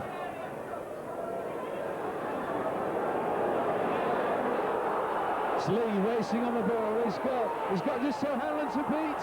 Ooh, and just wide. Fillmore were told the day off that you normally would have, you're not having it today, you're coming in for training. They might be in tomorrow for training, and that's Lee. Oh,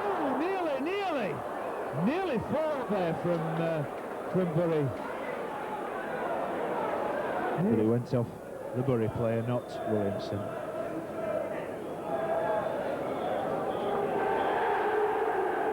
And that's it. Referee Pooley blows the whistle. And the final score: Bury 3, Rotherham United 1. The 3 points which were desperately needed. Won the last 3 with a total goal tally of 7 goals, 4 and 3 goals against. They beat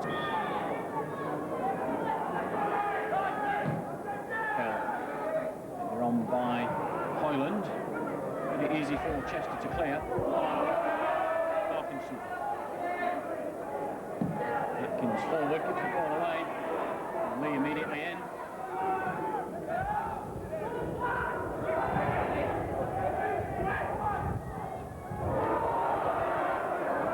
Short. Down the hill. Kelly finally tackles.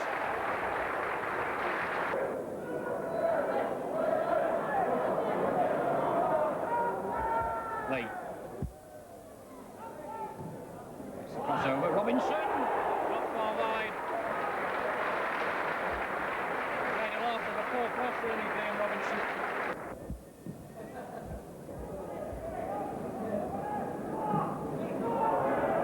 Robinson. Still Liam Robinson. He looked to have been pushed, but the referee was unmoved. Bishop. Good run by Bishop, and the cross, diving header clear. was by number 4 Hamilton. Valentine finds Hill. Good turn by Andy Hill. Can he match that with the cross? Robinson into the area. Good through ball, chance for Hill. Great save. Stewart saved again. Patterson stopped by Hume. And finally the ball came across, and Bury should really have opened the scoring there.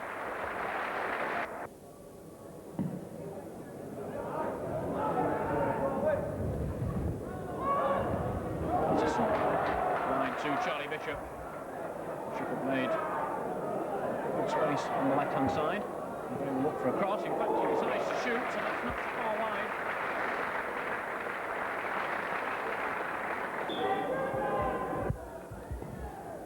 Corner. Kelly forced to punch clear. Almost a very spectacular goal from Barry Buckler. Forward. Patterson doesn't head to the ball. Hume's overhead kick. Chance for Robinson. Now it must be a dirty blow. Or a foul on the goalkeeper.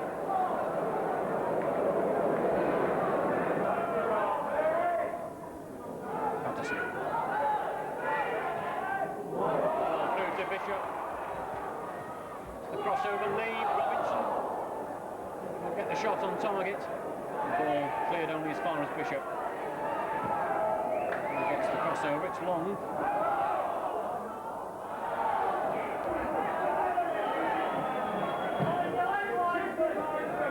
Straight to Gary Kelly. Kelly's quick kick. Hume on to Lee. So Lee cuts inside. Parkinson leaves it for Hoyland. Line looking for Hill, and Hill did well to keep it in play.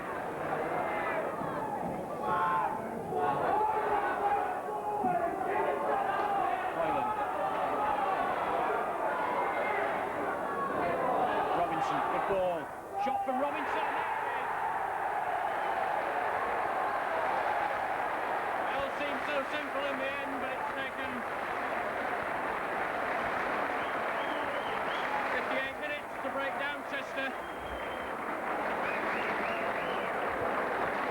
Liam Robinson scores for the second consecutive week.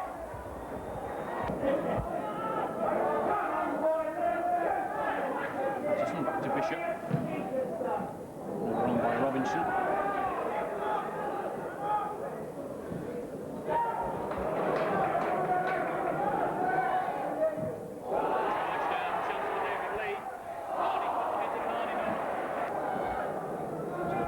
Free kick for Chester. Taken by Hamilton to Croft. Croft on a run and gets the crossover. Kelly forced to palm it over the bar though.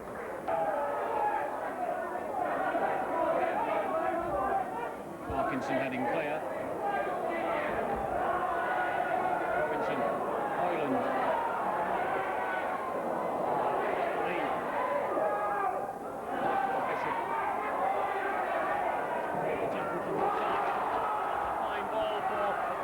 To chase.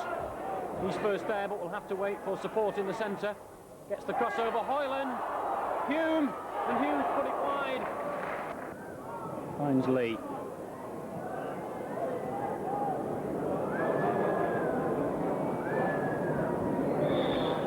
There's the final whistle. Going to roar round Gig Lane for Bury's 4th consecutive victory. And a single goal against meant that Bury returned home pointless. Here at Bristol Rovers, it's going to be a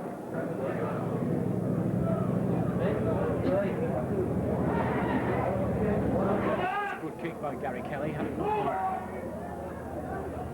Oh, and Patterson could be let in here. He can keep it in play, can't. Bristol Rovers survive for the moment. Ball almost fell for Patterson, but he couldn't control.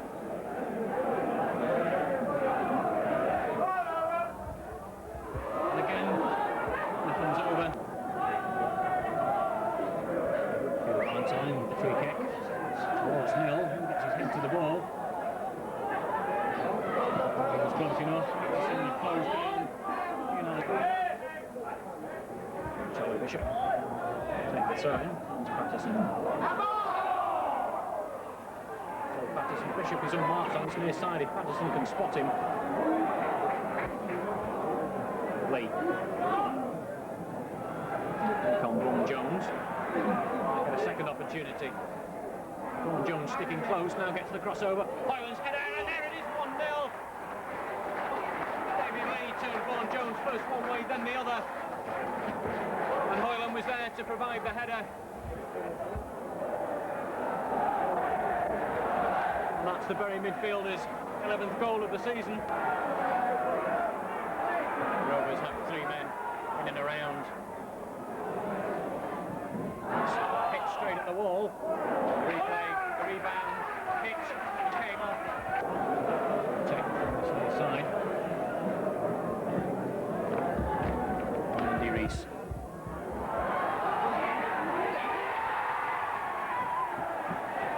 David Mayhew.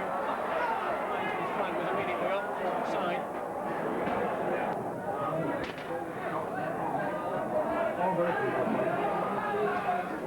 Bury can expect battering presumably in these first 15 or 20 minutes. It's Bury who are attacking first. England over.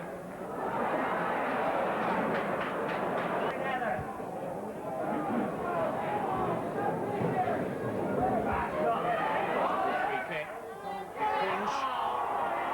The ball was said to be lofted over. Concentrating on the substitution happening down below us.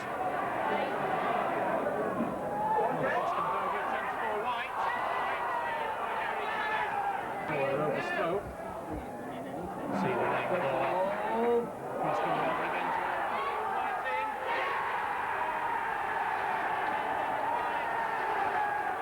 Easy chances to look for. Certainly looked like he made the ball in the back of the net rather than actually placing it. Bristol Rovers men stood. It was always going to be the long throw. Missed it.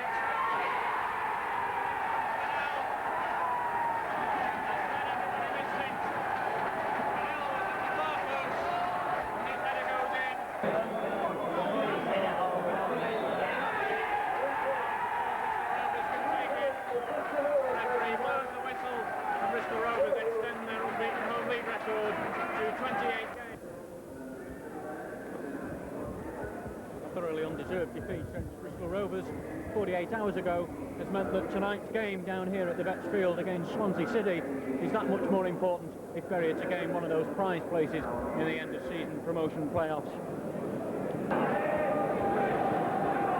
Ball chipped forward. Noble trying to get his head to the ball. Now Hutchinson with the chance to cross. That's the crossover with the flag up for offside. Patterson leading it to Bishop.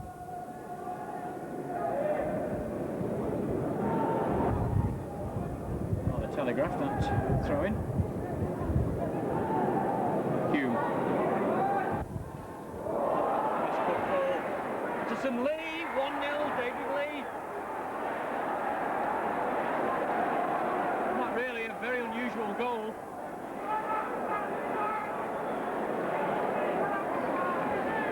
Minutes played, and as happened last year, David Lee has scored, and he scored at the same end.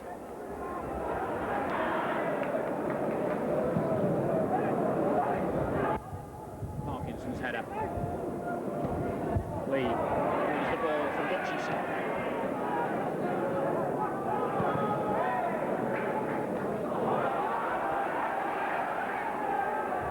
Hill.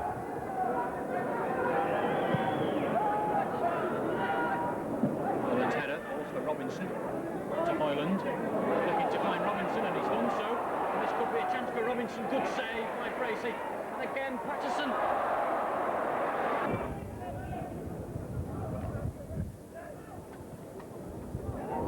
This could fall for Robinson. Oh, and another good save by Bracey. And Robinson's still there.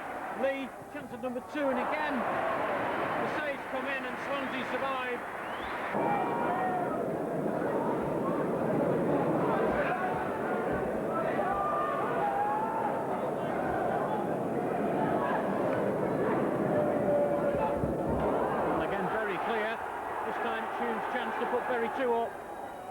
put it wide. You can hear the boos on the far side again for that linesman. He certainly seemed to have a definite start on everybody else. Robinson. Lee. Hill. Parkinson.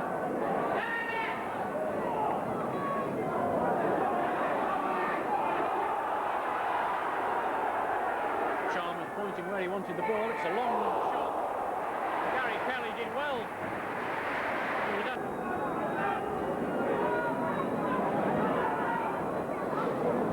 Melville, the Swansea captain, trying to help the attack out. Ball goes through.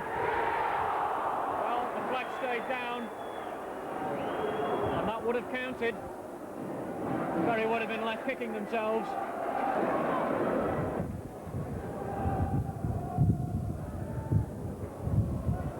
Well, the header was by Melville, and Hume will chase it, and he gets his foot to it, but it's gone wide. It's gone wide, I think. Well, it's come off a Swansea player.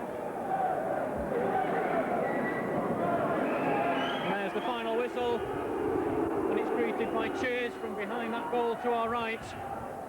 The supporters are celebrating. Fresh from his midweek appearance for the Republic of Ireland B team in their game against the England B team in Cork, in which he helped to fashion a 4-1 win for the Republic of Ireland. This afternoon it's back to the 3rd division, and hopefully victory for Bury as they push in this last final 9 games towards promotion playoff.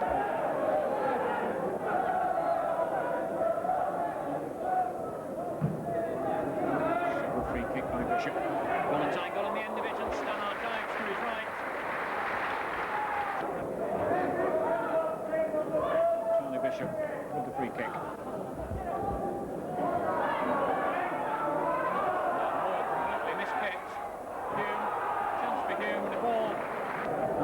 His feet, and now Bury prepared to take this corner. Near post, header on by Nil. Hume challenging, and Fulham haven't got rid of the ball. Robinson hooked over. Hume can't get his head to the ball, and now it's cleared by Fulham, and only as far as Patterson. Lofts that high ball and wide towards Robinson. Fancy going out for a goal kick. And time added on to stoppages in the first half. Bishop's clearing header, and as far as Newson. Robinson. To chase. He looks to have the pace, and Eckhart's coming over. That's Scott. And still they're trying to bring David Lee down. Hume on the far side. Fulham succeeding clearing it.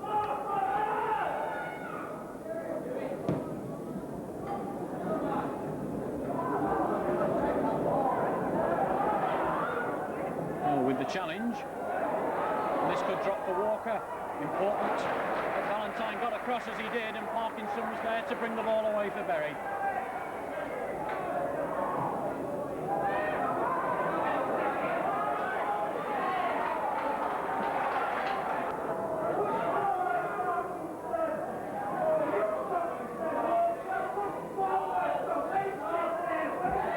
Robinson's header, and it's just cleared the bar.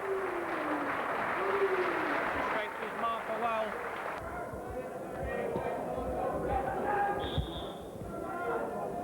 Lee to Hill. Out by Moore.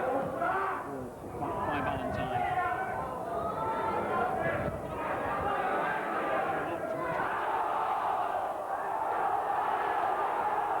Going free, and there was a claim for handball. And a good save from Gary Kelly.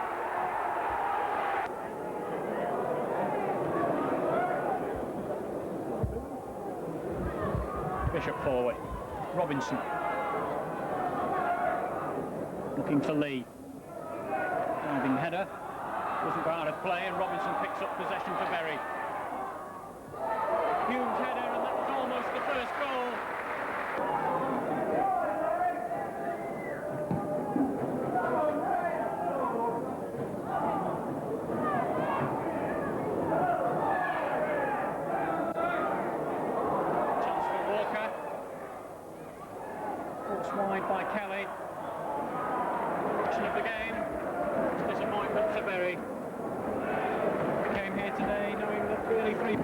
what was expected. And Fulham, it will be who will travel down to London, the happier of the two sides.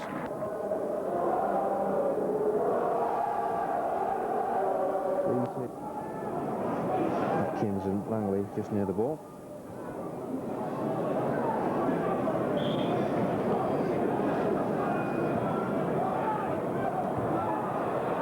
Headed out by Valentine. Atkins again. Now Dennis Bailey. So an easier one for the keeper. Well, that was 6 of one and half a dozen the other, really, that one. Now Alan Hill might have Andy Hill might have a try from there. And not a bad effort. Matheson now. Bailey. Oh, golden chance there. Hits it first time.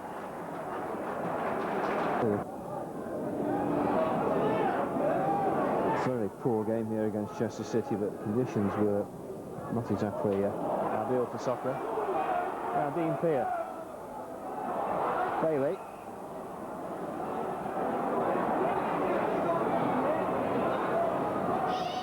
Ashley Bailey back where he was now. Not a bad cross. Not bad ahead. Now Andy Hill.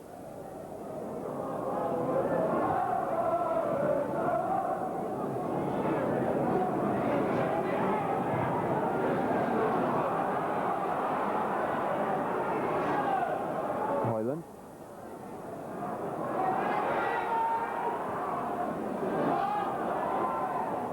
Hoyland coming up again.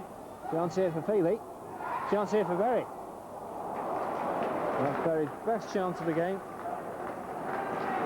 And it looked like Hulme there, nearly on the end of it. Patterson then with a kick. Hulme diving in there. Bailey. Leg on. Showing some nice touches today, Nigel leg on. Hoyland.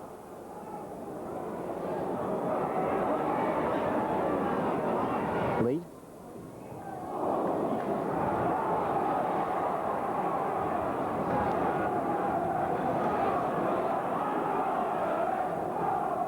David Lee, good cross. Oh, nearly a goal for Berry. It's a good header. I think that was from Hoyland there. And Thomas.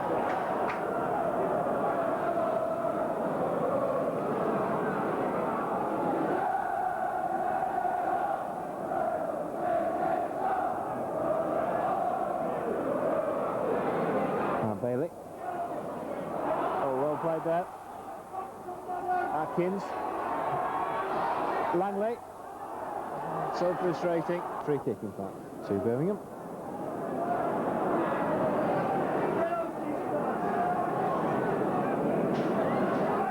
Kevin Langley there. Matheson with the kick. Gordon with the header. Oh, just passed.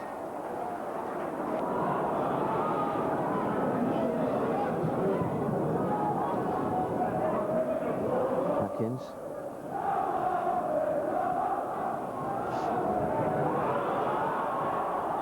David Lee, and in fact that's the last thing that happens on the game. No injury time played at all. And a very entertaining game, particularly in the second half. They got very frenetic, end-to-end stuff. But welcome down to Gig Lane for tonight's third division fixture between Bury and Blackpool. Points this evening are vital for both clubs. Bury in their push for promotion to the second division, although that must now be seen as through a playoff position, and Blackpool in their fight to avoid relegation. A doomed side. Header out by Feely. Patterson will challenge for possession, can't get it. Morgan plays the ball in, and that will go in. The linesman on this near side will throw.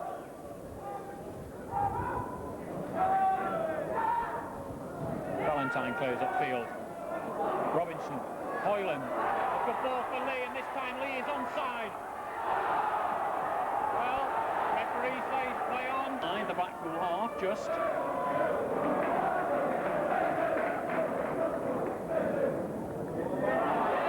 Lee. for his earlier error. Brings a save out of George Wood. Four-man wall. One player then left. Patterson. Good shot by Patterson. Palmed away by George Wood. Long throw from Feely. Parkinson inside the area, controlled on the chest. Robinson. They will look for a cross from Robinson. Gets it over. Valentine challenging. Morgan. Hoyland. And still Blackpool haven't cleared. Oh, that's across the face of the goal by Mark Patterson. It hasn't got out of play. Robinson has picked the ball up on the far side. Finds Lee. Lee will look for the shot. Comes off Jones. And it was pulled back in by Feely. On this near side, Davis completely unmarked. Immediately the ball played forward. The ball was chipped in. Good diving header. Linesman's flag on this near side had already gone up.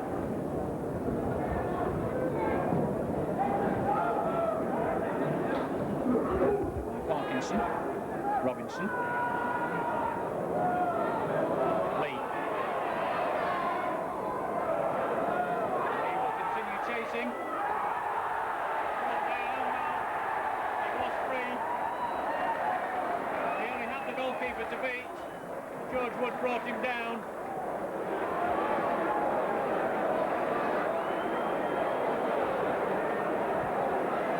Gained a penalty at Bloomfield Road earlier in the season. It was again David Lee running into the area, who was brought down.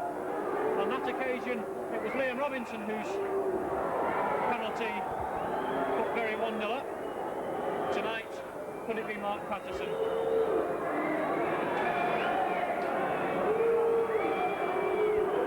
A minute before half-time, George Wood has saved it, but Lee has followed up. Taken the lead a minute before half-time. A good penalty save from George Wood, but he couldn't keep hold of it, and as the ball was about 2 foot from the goal line, Lee was the first to react. Taken by Bishop, finds Robinson. Struggling to find another Bury player, but does so with Patterson. Locked it over for Lee. Oh, and Lee's gone round Morgan well. Gets the cross. Oh, he's hit the post. We looked to be trying to cross the ball, but it swung in. Headed out by Nil. Ball's one in the game, but again the linesman on this near side. Quickly taken and nobody picked up Garner. Over comes the cross. Saved by Kelly.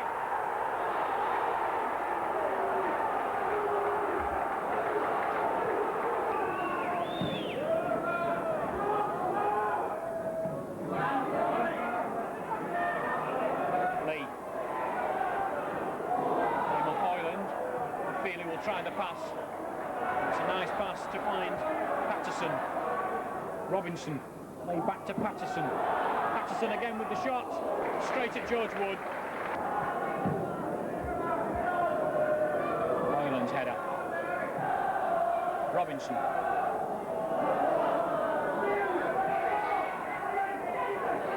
Lee. Hill, sorry. Looking for Lee. Decides instead for Hoyland. It's a good crossover. Parkinson almost managed to force the ball past George Wood. Patterson's free kick. They're on by Feely.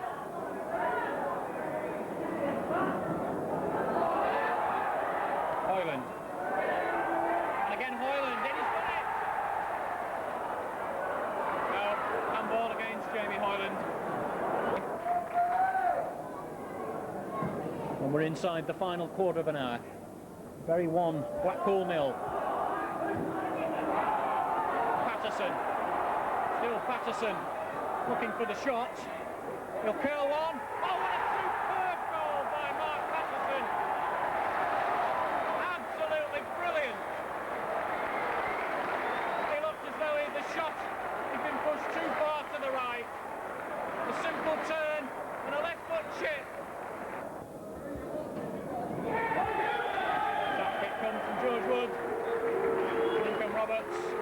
goes the whistle for full time, and it's Bury who've gone away tonight with the Bury's first visit to Leyton Orient for over 11 years. They'll be hoping to change the result from that day 11 years ago, which was a cup tie, an FA Cup third round tie, which they lost eventually by 3-2, having been at one stage 2-1 up. Going this afternoon, Bury are for their 10th.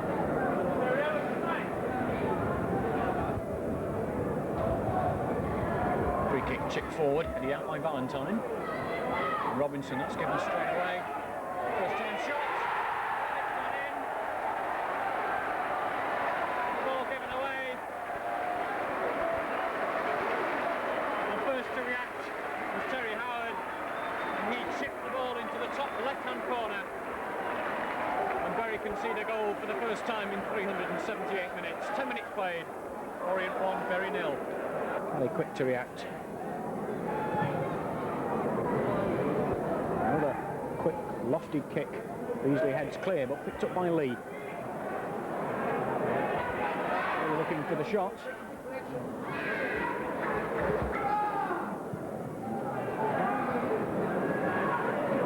Bishop. Hoyland helping the ball on. Sliced down by Feely. Hill. Still Hill. Ball inside the fullback. Lee. Try and get the crossover. And forced further outside. Now he gets the crossover, and that's eluded.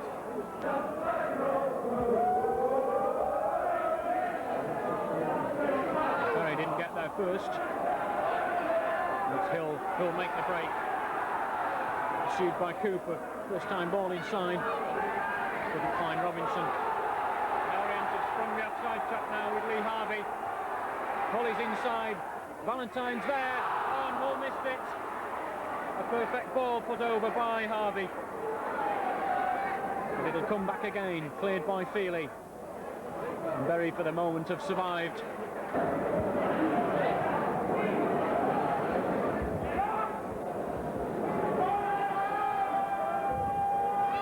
Bishop's lost the ball. Carter. Saved by Kelly. And he grabbed it at the rim as the ball was bouncing free. Now Patterson takes the corner. Valentine in with the header. Hoyland. Chipped inside the area.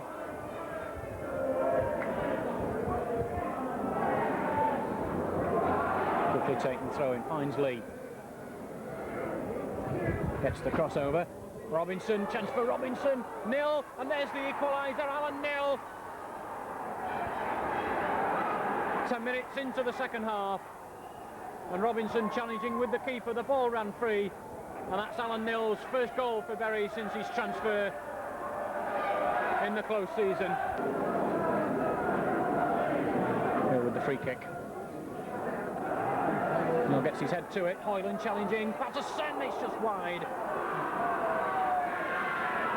It's Hoyland who held his head as Patterson.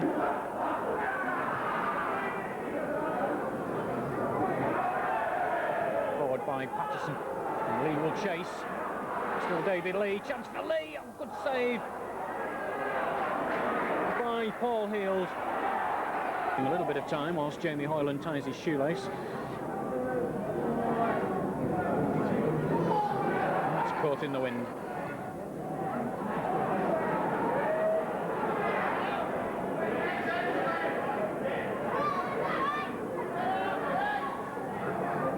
Bishop's forward header. Hoyland challenging. Ball drops for Parkinson. He's come all the way through to David Lee, but he won't count.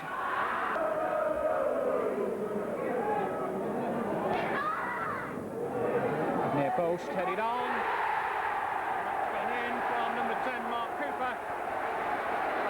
In the lead, and the Bury defence looking at each other and wondering who should have picked it up.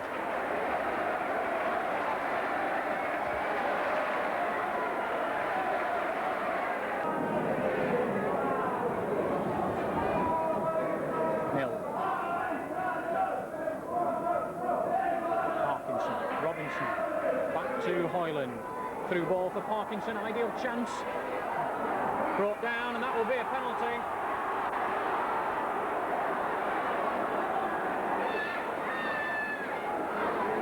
the ball over the goalkeeper and then went down under the challenge, so a penalty for Berry.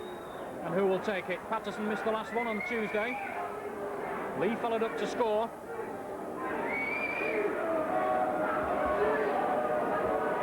And with 10 minutes at the end of the game, this is a vital penalty which Jamie Hoyland will take. Good penalty, the equalising goal.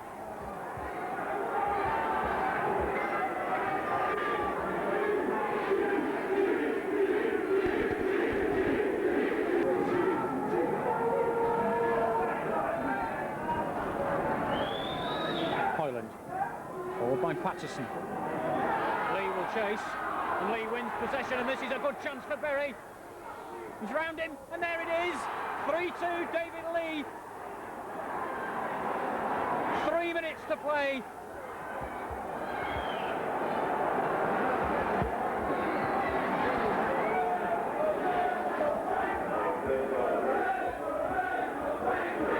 And what a perfect goal for David Lee. He'd had a chance earlier on. David Lee up front.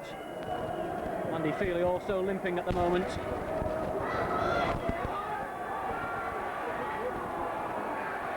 Howard.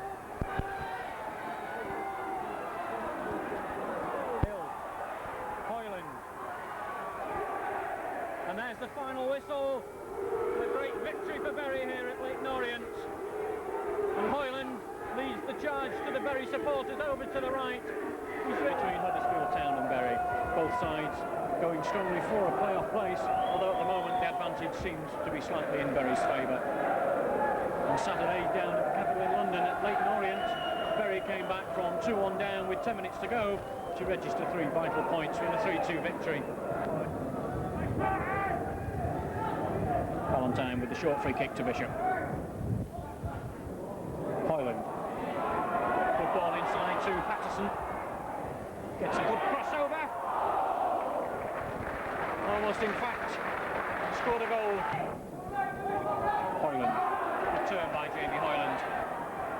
Jamie Hoyland in possession, looking for David Lee. He finds Andy Hill. Hill wants Lee to go on a run. Still Lee. Still David Lee. Can he get the crossover? Over there to finish it off. Bishop preparing to take the free kick. And towards Nil. Comes for Parkinson. Huddersfield defence still watched as Parkinson put that ball to the right of Lee Martin for his first goal of the season.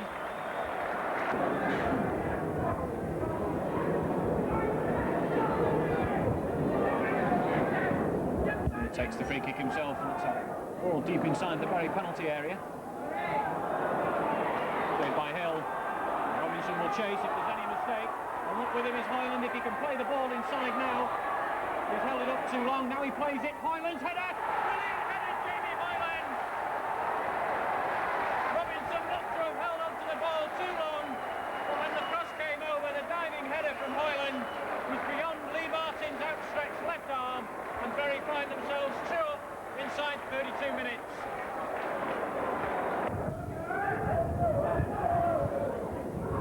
Robinson, good turn by Robinson. Nil, forward. A good ball for David Lee.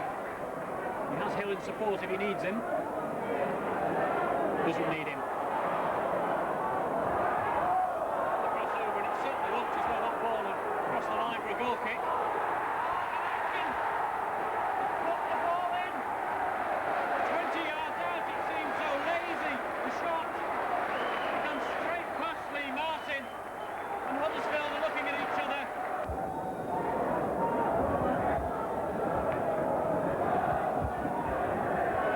Drifted over and headed out by Valentine. First time shot.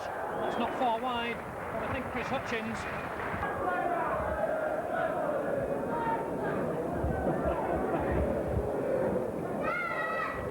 Nell's free kick. Valentine's header on. Robinson.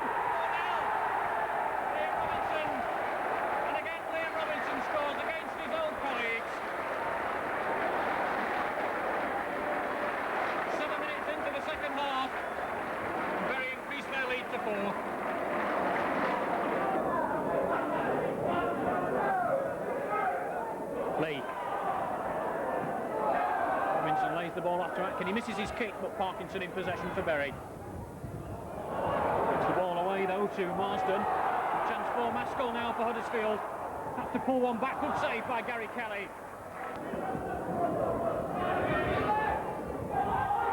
Away from Hutchins. And Maskell to take on Hill. Hill again wins his battle with Maskell. A little change out of the Bury defence this afternoon. It's the Huddersfield striker, O'Regan. Kelly. Boothroyd. Straight to Patterson. Now has Patterson got the skill to get Bury Smith? He's chipped it perfectly. And there it is. Bury Smith. And Patterson's first of the game.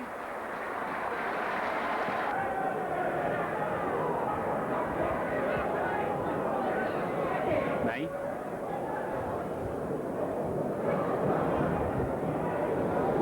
Given away to Robinson. Lee. Still David Lee. Still David Lee to go around the outside of May, looking for the goal. 6-0! And David Lee scores for the second time in 2 games.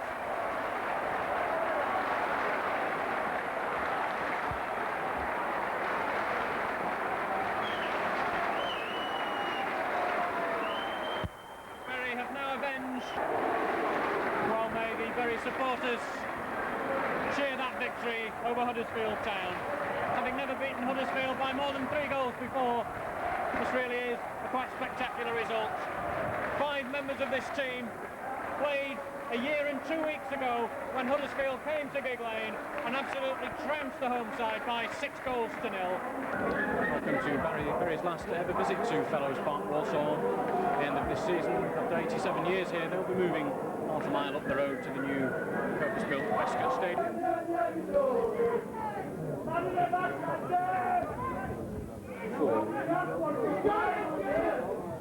So opportunity to get the cross over. Kelly came across the ball for the ball. Patterson. Looks for the shot. Rimmer. Aware that Ford is as close as he was. This is given away to the ball to chase. Robinson, oh, great save by Farmer.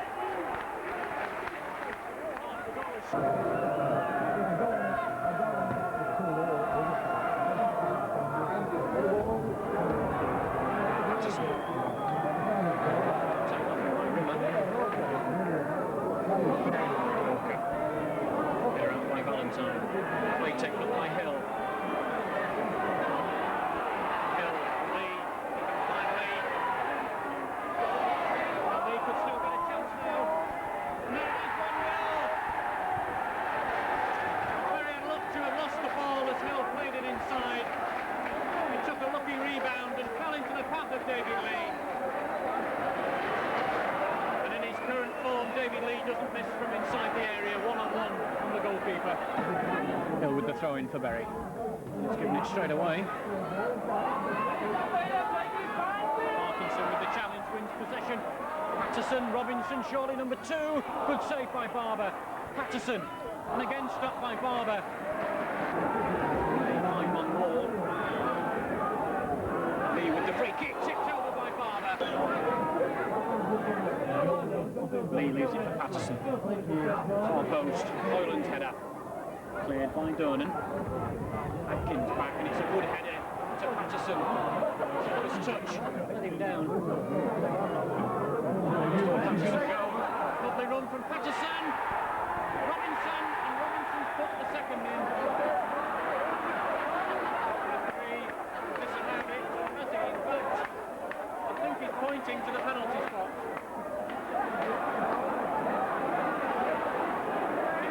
Really to say what happened in that goal-match scramble.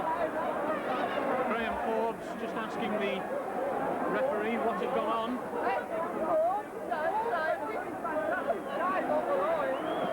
Robinson put the ball in the back of the net, but the referee, Mr. Axel, had only blown for a penalty. So Jamie Hoyland will have the chance to give Bury some breathing space.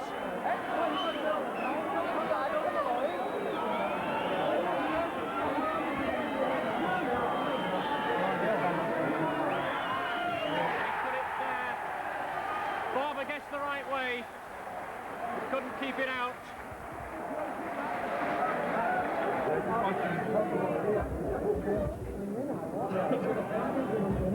The corner, headed by Birchin. Chance now.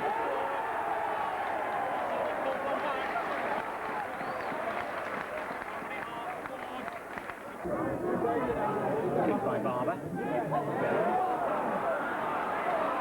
Ford. Ford's gone around Bishop.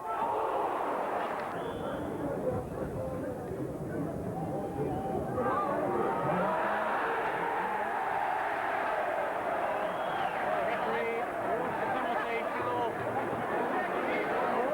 I think, Peter Valentine. With 4 minutes to play, Walsall can salvage a point. Gary Shaw is the man entrusted with the penalty.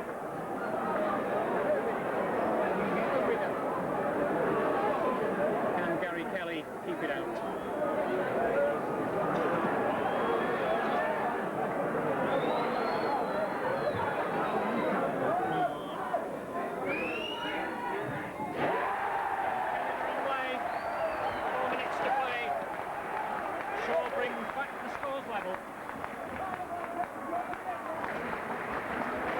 Be disappointed to let a two-goal lead slip in the last 17 minutes between these two Lancashire rivals in the 105 or so years that both have been formed.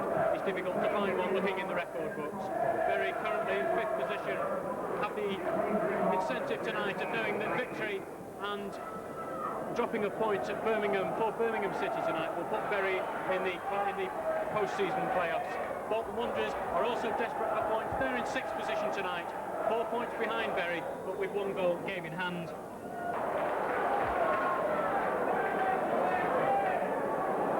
A long kick by Kelly. Hoyland for Patterson. Looks for the long-range shot.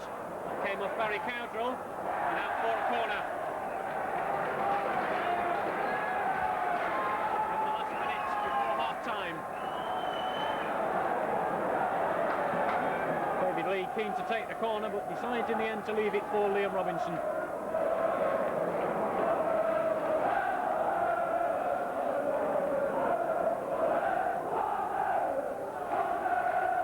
Robinson's corner. Mills header off the line. Stuart Storer, I think, was the man. He'd have beaten Dave Felgate.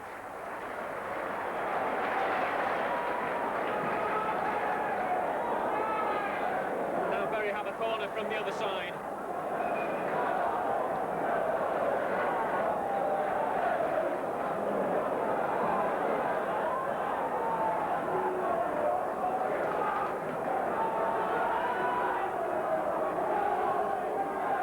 Robinson again, oh, it's a poor corner.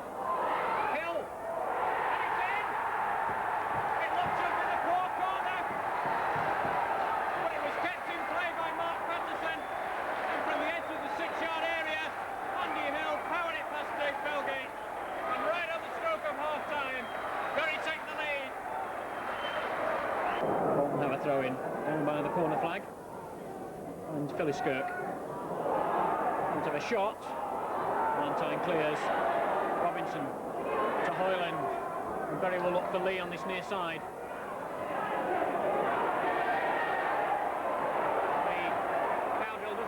To turn, can Lee give that telling pass that gives Bury the second goal? Oh, lovely ball to Patterson. Cross comes over, and again Lee will get the opportunity. Back it comes. The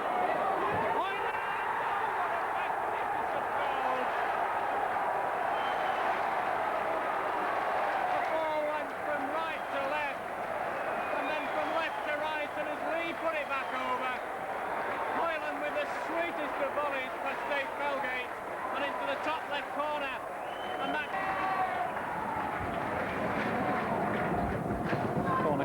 square now at 7 each.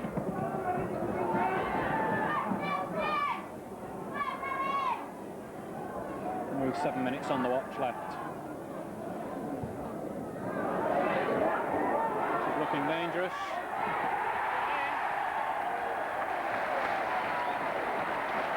Header on the far post.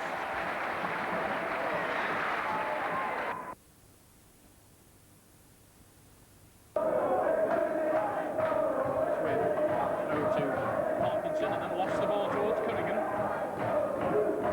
Trying to backhead it to Jamie Hoyland. Lee. On the outside of Rogerson. Now gets the crossover, looking for Patterson. Good play by Patterson, kept his eye on the ball. Looking for the shot. Comes for Hoyland.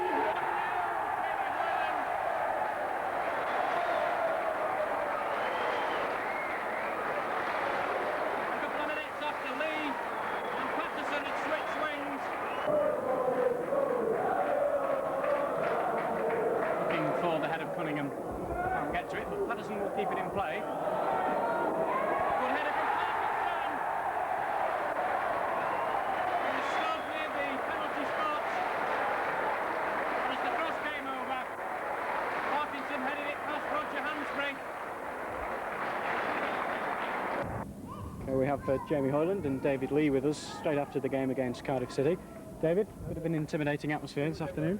Yes, the Cardiff fans were all out to back the team today and hopefully get them 3 points, but we overcame that and we got the result that we wanted on the day. First goal, of course, came from Jamie Hoyland and makeshift centre forward again today.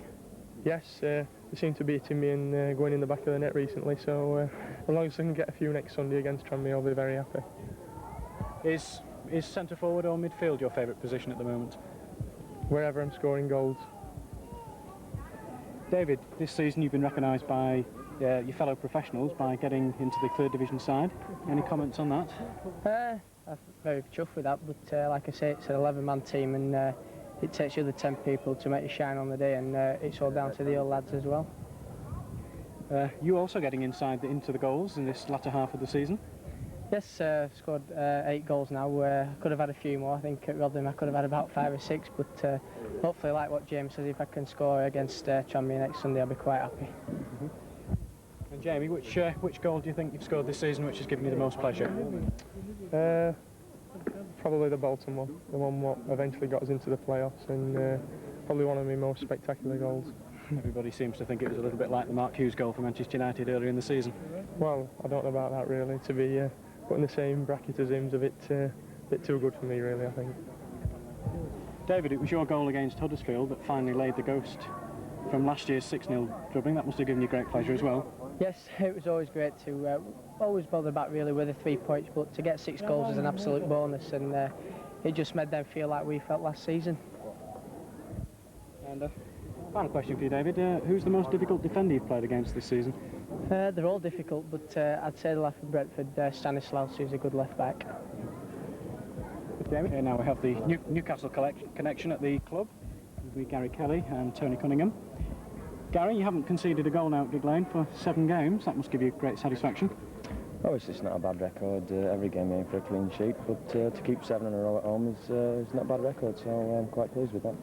You'll, of course, keep your name in Jack Charlton's mind for this summer, perhaps? Well, obviously, it's a point of a matter at the moment, so I just have to keep playing as well as I can and see how things go, and if I get called up, then all well and good. Do you think it's helped your chances coming and playing first-team football here at Bury than staying with Newcastle? Oh, yes, definitely. Obviously, after 7.5, 8 years at Newcastle, it was time for a change.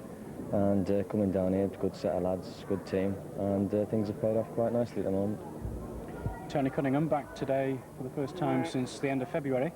Any reaction to the knee? End of January, I think. No reaction. I played a couple of reserve games. It was a little bit sore, and I came off half-time. But today I went through and I didn't feel it one little bit. It was against Tranmere Rovers early in the season that you had quite a good game at Prenton Park. You remember that far back, can you? Yeah, I'll be looking forward to the Tranmere game as well as anyone else. It'll be one of those occasions where you'll have to rise to the occasion. We're one of these teams that the bigger the challenge, the more we rise. We'll certainly rise to the occasion.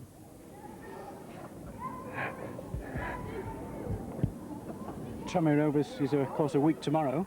What sort of things will the team be doing between now and then? Probably just keep my fitness ticking over and working on my sharpness and just things we've done generally over the last season. So that's all we can do, and then wait for the game on Sunday. Tony, what will you be doing between now and Sunday? Well, I think the gaffer will be making sure that we don't become complacent. You know, the season's not finished. It would be wrong for us to believe it's finished. We've still got another 2, possibly 3 games to go, and they'll be making sure that we finish the job that we started.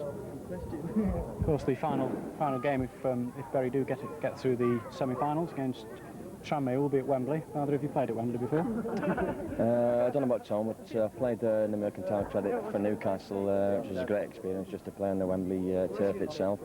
So, although it was only some people said a Mickey Mouse tournament, it was great to play on the pitch, and you know, we're looking forward to going back there again, hopefully. Tony? I've never played there, and I'll be looking forward to playing there. I'll be making sure that we get there. We'll have to make sure that it's not just an occasion where you go out there and enjoy it. You know, there's still a job of work to be done. We must make sure that if we do get to Wembley, then we complete the job successfully. Right. 2 players who had injuries this season, Kenny Clements and Andy Feely. What's the latest on your injury, Andy? Well, I'll probably be back for next season, maybe, if I'm lucky, if it mends any quicker than it is now. But I don't think I'll be fit for any of the playoff games. So, a bit disappointing, but lads have done brilliant, so just happy to be part of it, really. And Kenny, feel tired after today's game in the heat? No problem at all. I could have done another hour out there, tongue in cheek, but no, I enjoyed it. It's great to get back. Half a game's just enough, I think. I've played a couple of reserve matches, so on the opposite time I'm a bit more fortunate in the way that I'll hope to be featuring in the playoffs. You played here last season, of course, when Bury just missed the playoffs. Last couple of months we didn't do so well. What's the difference between last year's team and this year's team? We've been more fortunate. There's a lot of luck involved in every walk of life, and no different to football. We've played well. We've won more away games this year, so you can't really describe any differences between this year and last year. It's just we've had the luck. We've played well, not taking that away from us.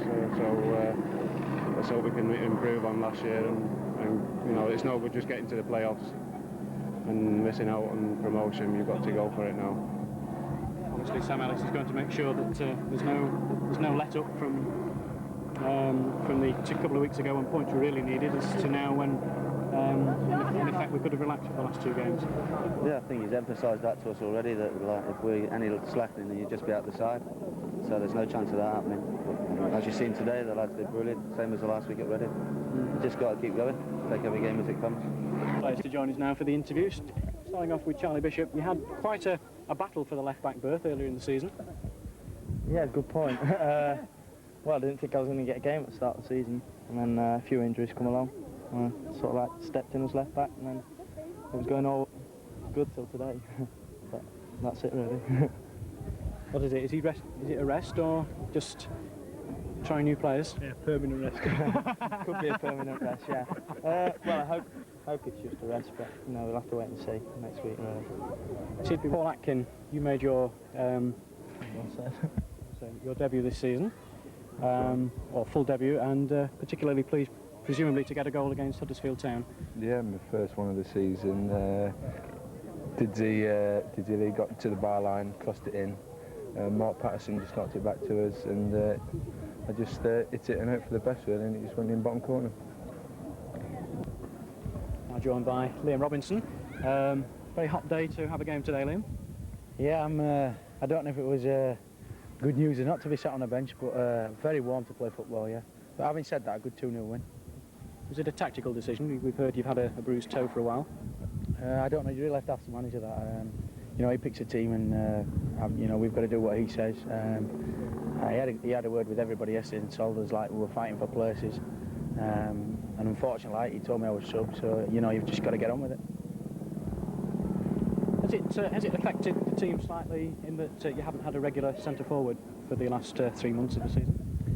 I don't think so, really, because Jamie's come in and done a tremendous job, and I don't know how many he's got since he's played up front. But I mean, he's been scoring regular in midfield, and then he just carried on since he came up front. And to be quite honest, I think he's done a great job. Could you put your finger really on the reason for the slump in late January and February, and then the way that the team sort of just came out of it suddenly at the beginning of March? I think it's hard really. I mean, if you look at how teams have gone on, I think everybody has a bad patch through a season. I mean, that was our bad patch, and the manager did well. He sort of like kept on his backs and got us going again, and he's come well, and we've finished off really strong. And I'm pleased how it's gone. You know, the lads are very confident. I don't think overconfident as well. They're working well together and talking, and there's a good atmosphere, which all helps. You're looking forward to the game against Tranmere. Of course, you scored a hat-trick at Prenton Park earlier in the season. Yeah, I'll be looking forward if I'm playing. I mean, you know, nothing's certain at the moment, but obviously we're looking forward to it. We've done well to get here now from sort of like the situation that we were in, and like I say, there's a lot of confidence in the team, and hopefully we can go and sort of like sort them out. Would you say one of the major turning points in the season was the 3-1 win at Rotherham, because they were, of course, one of our closest rivals at the time? Well, for me personally, it was a good day because I'd gone 10 games without scoring. I'd like to score 2, and it was a good win and a great team performance. So I suppose it must have had something to do with it. This season you are leading scorer again, but only a couple ahead of Jamie Hoyland. He's done quite well from midfield. Superb. I mean, you can't ask for any more. I mean, Parker's just come here, like he's got 2 in the last, 3-4 games, which is remarkable, but he should have got a lot more.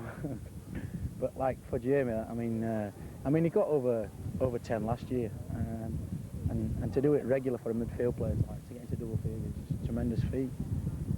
Did the win against Huddersfield Town give special importance for you, because of course you did come from Huddersfield?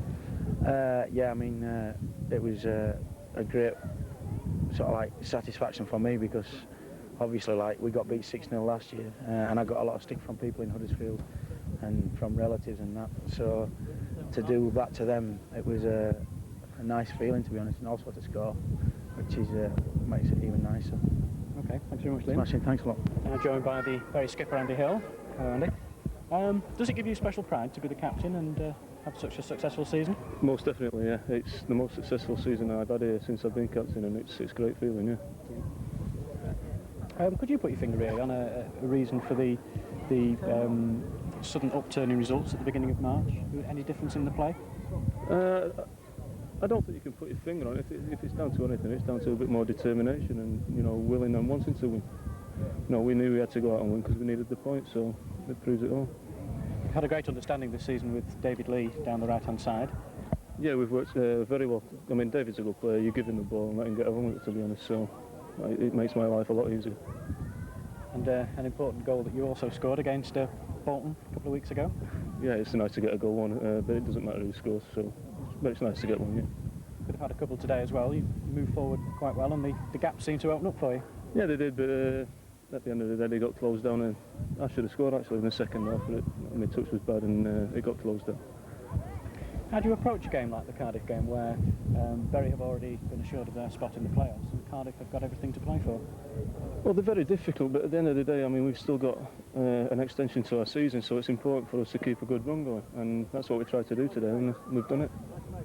The back four has been quite settled since the turn of the year. Has that also helped? Most definitely, yeah. I think, I'm not exactly sure, but I think over the season we've had 20 clean sheets, which is a very good achievement, actually. Have you got any thoughts on the forthcoming games against Tranmere Rovers, having played them twice already? Only that they're going to be very difficult games. Hopefully we can come out on top. Yeah, we did quite well, of course, to come back from 2-0 down at Prenton Park. Seemed to catch us cold a little bit. Yes, they did. They're one of them sides. I mean, if you don't set out well against them, they will catch you cold, because they've got some sharp front players, and they will catch you cold, and it proved it there. It was quite a robust game down here at Gigg Lane, of course, when we played them and got beat 2-1. Do you see an entirely different game this time? Not really, because there's so much at stake. I mean, it's so much at stake, and it's just going to be a battle. Both games are going to be a hell of a battle. And hopefully looking forward to a trip to Wembley. Hopefully, yes. That would be great. Okay, thanks very much, Andy. Cheers. Now joined by Peter Valentine, who again has been a model of consistency this season. Have you enjoyed yourself? Yeah, it's been a good season, especially to finish off again in playoffs, because at one stage, we had 1 or 2 bad results and it looked as if we might have blown it. But we've had a good last third of the season and, we've managed to get into playoffs. You're starting to develop a very good understanding with Alan Nill at centre-half. Me and Alan always knew we could do it. We had 1 or 2 dodgy games like most people do, and like I said, towards the end of the season it went quite well and we didn't concede that many goals, and through it we managed to get ourselves, like I said. You conceded no goals in the last 7 home games, in fact. I'm glad you said that. I'm glad someone's taking notice, yeah, but let's just hope we can do it in the last 2 games and hopefully then at Wembley. The question that many supporters have been asking is, where's your annual goal this year? Well, I missed 8 games through injury. I think I'll have to put it down to that little spell that I missed, because as you say, I always get 1. Saving it for the playoffs, perhaps? Oh, why not? Might as well get it so you can get some decent headlines. OK, thanks very much, Peter. Cheers. Parkinson now and Alan Nill. Phil, another goal today? Yep, nice to score again. Good win. Got to carry on for the playoffs now. And Alan, you seem to be settling in well with Peter Valentine at centre-half. Yeah, it's taken us a while, but towards the middle of the season we struck a partnership really, and we've not looked back. I don't think we're playing quite well together. You seem to enjoy your goal at Orient the other week. Yeah, I try to enjoy my goals because I don't score that many. A bit like Phil. Like me, yeah. Do you often score with your feet though when you do score? Yeah, more often than not. I'm not that good with my head up there. All right at the back, but not up there. And Phil, your goal today was scored with the head. Yeah, I've scored a couple with my head, haven't I? Yeah. The first one I could claim with my head. Yeah. Alan, with us perhaps going up to the second division, would it enhance your prospects of playing international football for Wales? Yeah, without a doubt. I think with Wales not having a wide range of players to choose from, I mean, second division is what I need personally to put me up there. Like Andy Oldham's playing from Oldham, and he doesn't have that many to pick from, so second division would help me immensely. Are you aware that the international manager is watching, Heather? Yeah, I think if I play well for long enough, then you can't ignore how I'm playing. So I am aware of it all the time. That's what I want it to be. Well, Phil, it seems in the last few games when you've got these 2 goals that you've been encouraged to go forward a little bit more. Well, when I play with Jamie in midfield, Jamie's such a good finisher in the box, you've got to let Jamie go forward. But with Paul, he's very defensive, does a great job defending in midfield, and the manager said it's my job to get forward a little bit more. So I don't mind either way, really. They're both good players to play with. Joined now by Bury's news recruit, Mark Patterson. Seem to be settling in well this last couple of months. Yeah, enjoying it. Going into the playoffs. Good bunch of lads, good team, and we're enjoying it. You think your experience of playing for Preston in the playoffs last season will prove invaluable to the team? No, I don't think so. I think it's just a case of all of us getting out and working hard, like we had to today until we won it. And so it goes from there. I know what it's like to lose out in playoffs, and that's an experience I don't want to feel again. So like I say, it's just down to the lads. From Preston North End, with a reputation for taking good penalties, if there's a penalty in the playoff, who will take it? Same person who scored last 2. And that's official, is it? Absolutely, there's no point in taking them off them, is there? If there's penalties after extra time, if it comes down to that, I'll take a penalty, no problems. I don't mind missing. As long as we score this time. It took a switch between yourself and David Lee today to break open the Cardiff defence. It took about 2 minutes afterwards, and you and David combining well to give Jamie the chance. Yeah, tactical switch. We knew that both full-backs were weaker on the inside. As it proved, and as we changed over, Dave came inside, knocked a far post ball. I sneaked down the back of the lab, pulled it back to Jamie, and that was it, 1-0. Did the goal against Huddersfield Town give you special pleasure? It was well taken, run from the halfway line. Yeah, absolutely. I've been going through a bit of a bad patch up till then. And Alex scoring that goal gave me some confidence. And fortunately, fans started getting behind me, which I think most of them's done from the beginning anyway, you know. I knew when I first came here it was going to be a bit difficult to win the fans over because I had a reputation when I played for Preston against Bury. And I went to well-liked. But as time's gone on, the lads have got behind me. And the girls as well, obviously, you know, the fans. So I'm enjoying it. Does playing with a winger like David Lee also help to ease the pressure on who has to get the ball into the danger area? Well, I think you'd look at it the other way around, really, because there was so much pressure on Dave until I came to the club. And now that I'm here giving us width on the left, it takes a little bit of pressure off Dave. And like for myself, I always know that if I get a ball over on the left side and it's open over, I'll knock a ball across to Dave. And like, you know, Dave's a good outlet. He's a very good outlet. And we're there to do a job. And hopefully, you know, we do it. Similar sort of goal really today that was scored against Bolton Wanderers, with both yourself and David Lee combining to set Jamie Hoyland up with a goal. Yeah, similar. Like I said, we paid to get crosses in, and Dave's come inside and knocked a great ball back to the back post, and we pulled it back and we scored off it. Does it ever worry you that you are the very football club record signing? No, I've never even thought about it. Never even thought about it. It doesn't mean any.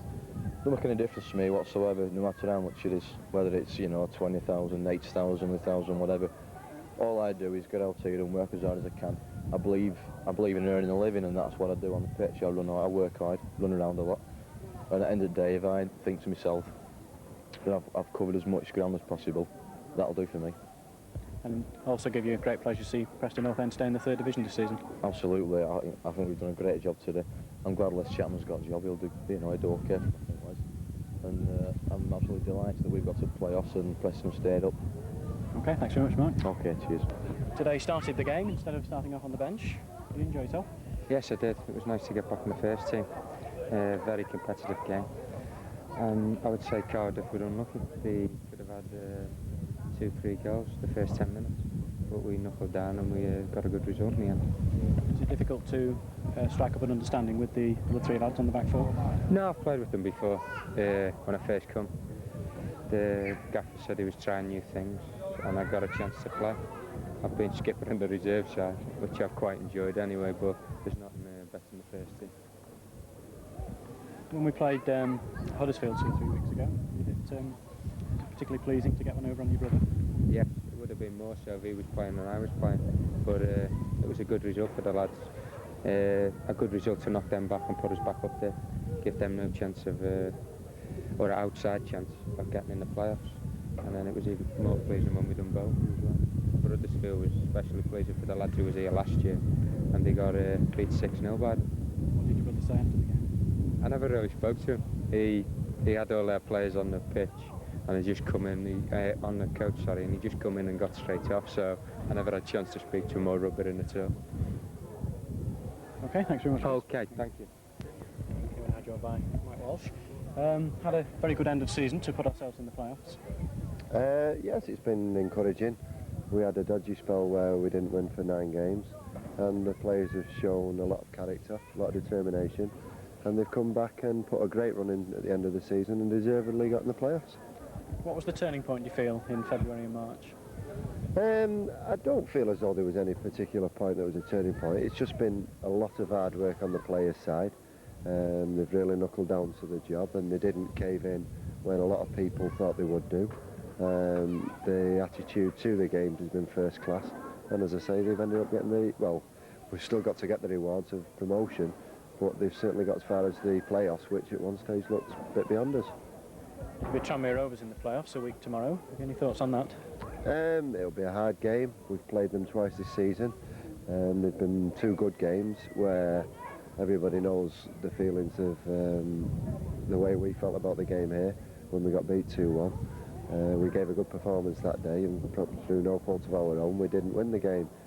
But at Tranmere, we really got at them after being 2 goals down early on, and that was perhaps one of our best displays of the season there. So we shouldn't fear them in any way, shape or form. In your own mind, do you have a new plan, or are you going to use the same plan to beat them? Oh, I mean, we have good players at the club. They're the plan for them to go out and perform on the day.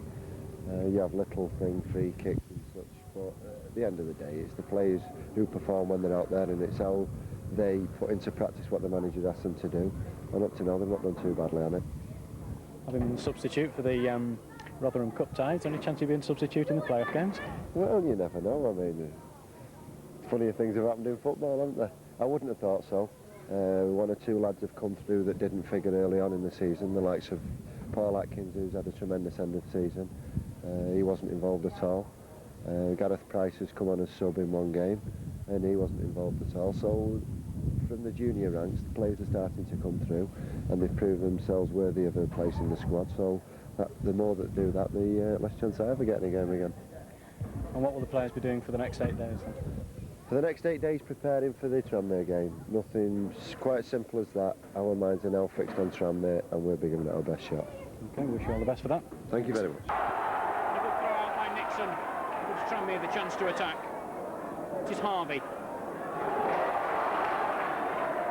Thomas. Over comes the cross. Oh, well held by Gary Kelly. Until the player has got his done up. Tony Thomas. Kelly saves, and this must be off the line, Jamie Hoyland. Really, Tranmere should have made that pay. Parkinson, nil. Valentine. Chipped inside. Cunningham. That was almost found its way through.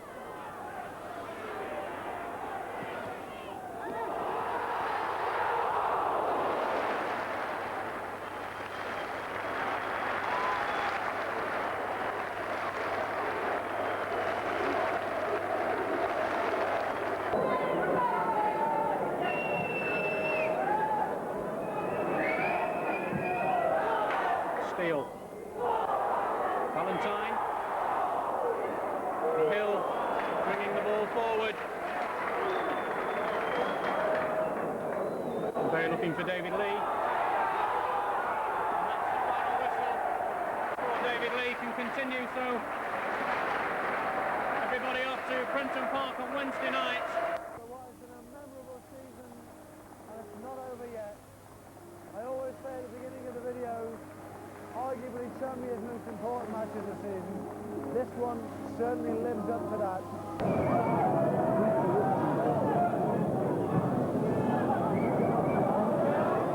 Steele got there. It's down, it's McNabb! Oh, and the goalkeeper made a tremendous save again. And they're going to take it quickly. Patterson waiting for Valentine to move at the back is Cunningham. Valentine's header it was. Hoyland. That's Eric Nixon's ball. Unorthodox clearance. Higgins is up. Mungall's in. Good play by Steve Mungall. Malkin's up. There's no support for him at the moment. Harvey knocks it down to Steele. Good play by Steele. Out to McNabb. Now he's got Tony Thomas on the overlap. McNabb going for the 1-2. And stopped really when he should have gone further on. Thomas, the goalie's out of the area. Thomas inside. Well, back to Harvey, another hefty challenge on the Tranmere number 10. Great ball by Harvey. Malkin crosses too far. No one coming in on it. Really, it's not easy being two places at the same time. Oh, great skill by Steve Vickers. And he's away here. Tries to release Steve Mungall. Hill, Mungall. Oh, what a good save by Gary Kelly. Vickers. Now, Lee against Mungall. The winger got the better of Steve Mungall that time. His feet everywhere, and Parkinson's opened up a bit of space. Shot.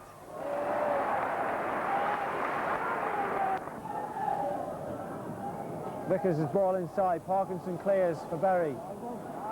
Now Hume. He's got David Lew moving down the inside. Higgins and Hume together. And Hume does a good ball down the left wing for Cunningham to chase. Wasn't a good ball by Cunningham. Nab is in with the challenge. Well, Morrison challenges go. Vic Callow is really playing this game to benefit. Malkin, it's through. He's only got Kelly to beat, and he scored! Well done, Tranmere. Well done, Chris Malkin. But well done, the referee, Vic Callow. Taken off his foot by Dave Higgins. Malkin got in, Hoyland at the challenge. Harvey beat the two of them. Now, looking for some movement. And Kenny Clements has created a few problems. Malkin was in. Hoyland. Oh, it's a good ball. First time Lee's away. Got a chance to cross it. The challenge was by Higgins. And between Higgins, as is David Higgins, on number 8, Kevin Hume. Hughes' free kick. Steele. McNabb's now taking it up to Tranmere. Back heel to Steele. Can he get a cross in? He can. And the referee gets the penalty. The linesman judges that number 10 Phil Parkinson handle from across from Jim Steele, and Gary Kelly is not happy. Make himself the equal leading goal scorer in Division 3 for the season. Yes!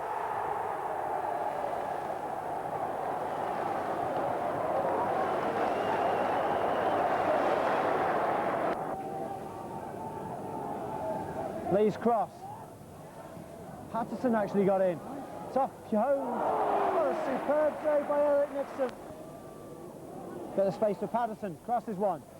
Hoyland knocks it back. Parkinson sums up his night, doesn't it? Cunningham through. What a good save out of Eric Nixon. Still not clear for Berry. Nil takes it. Vickers and Cunningham.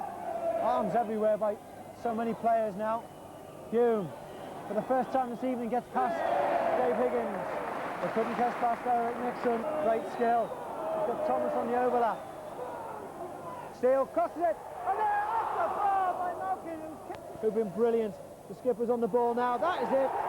He, ironically, has the last touch of the game. Tranmere Rovers are at Wembley twice in 1 year.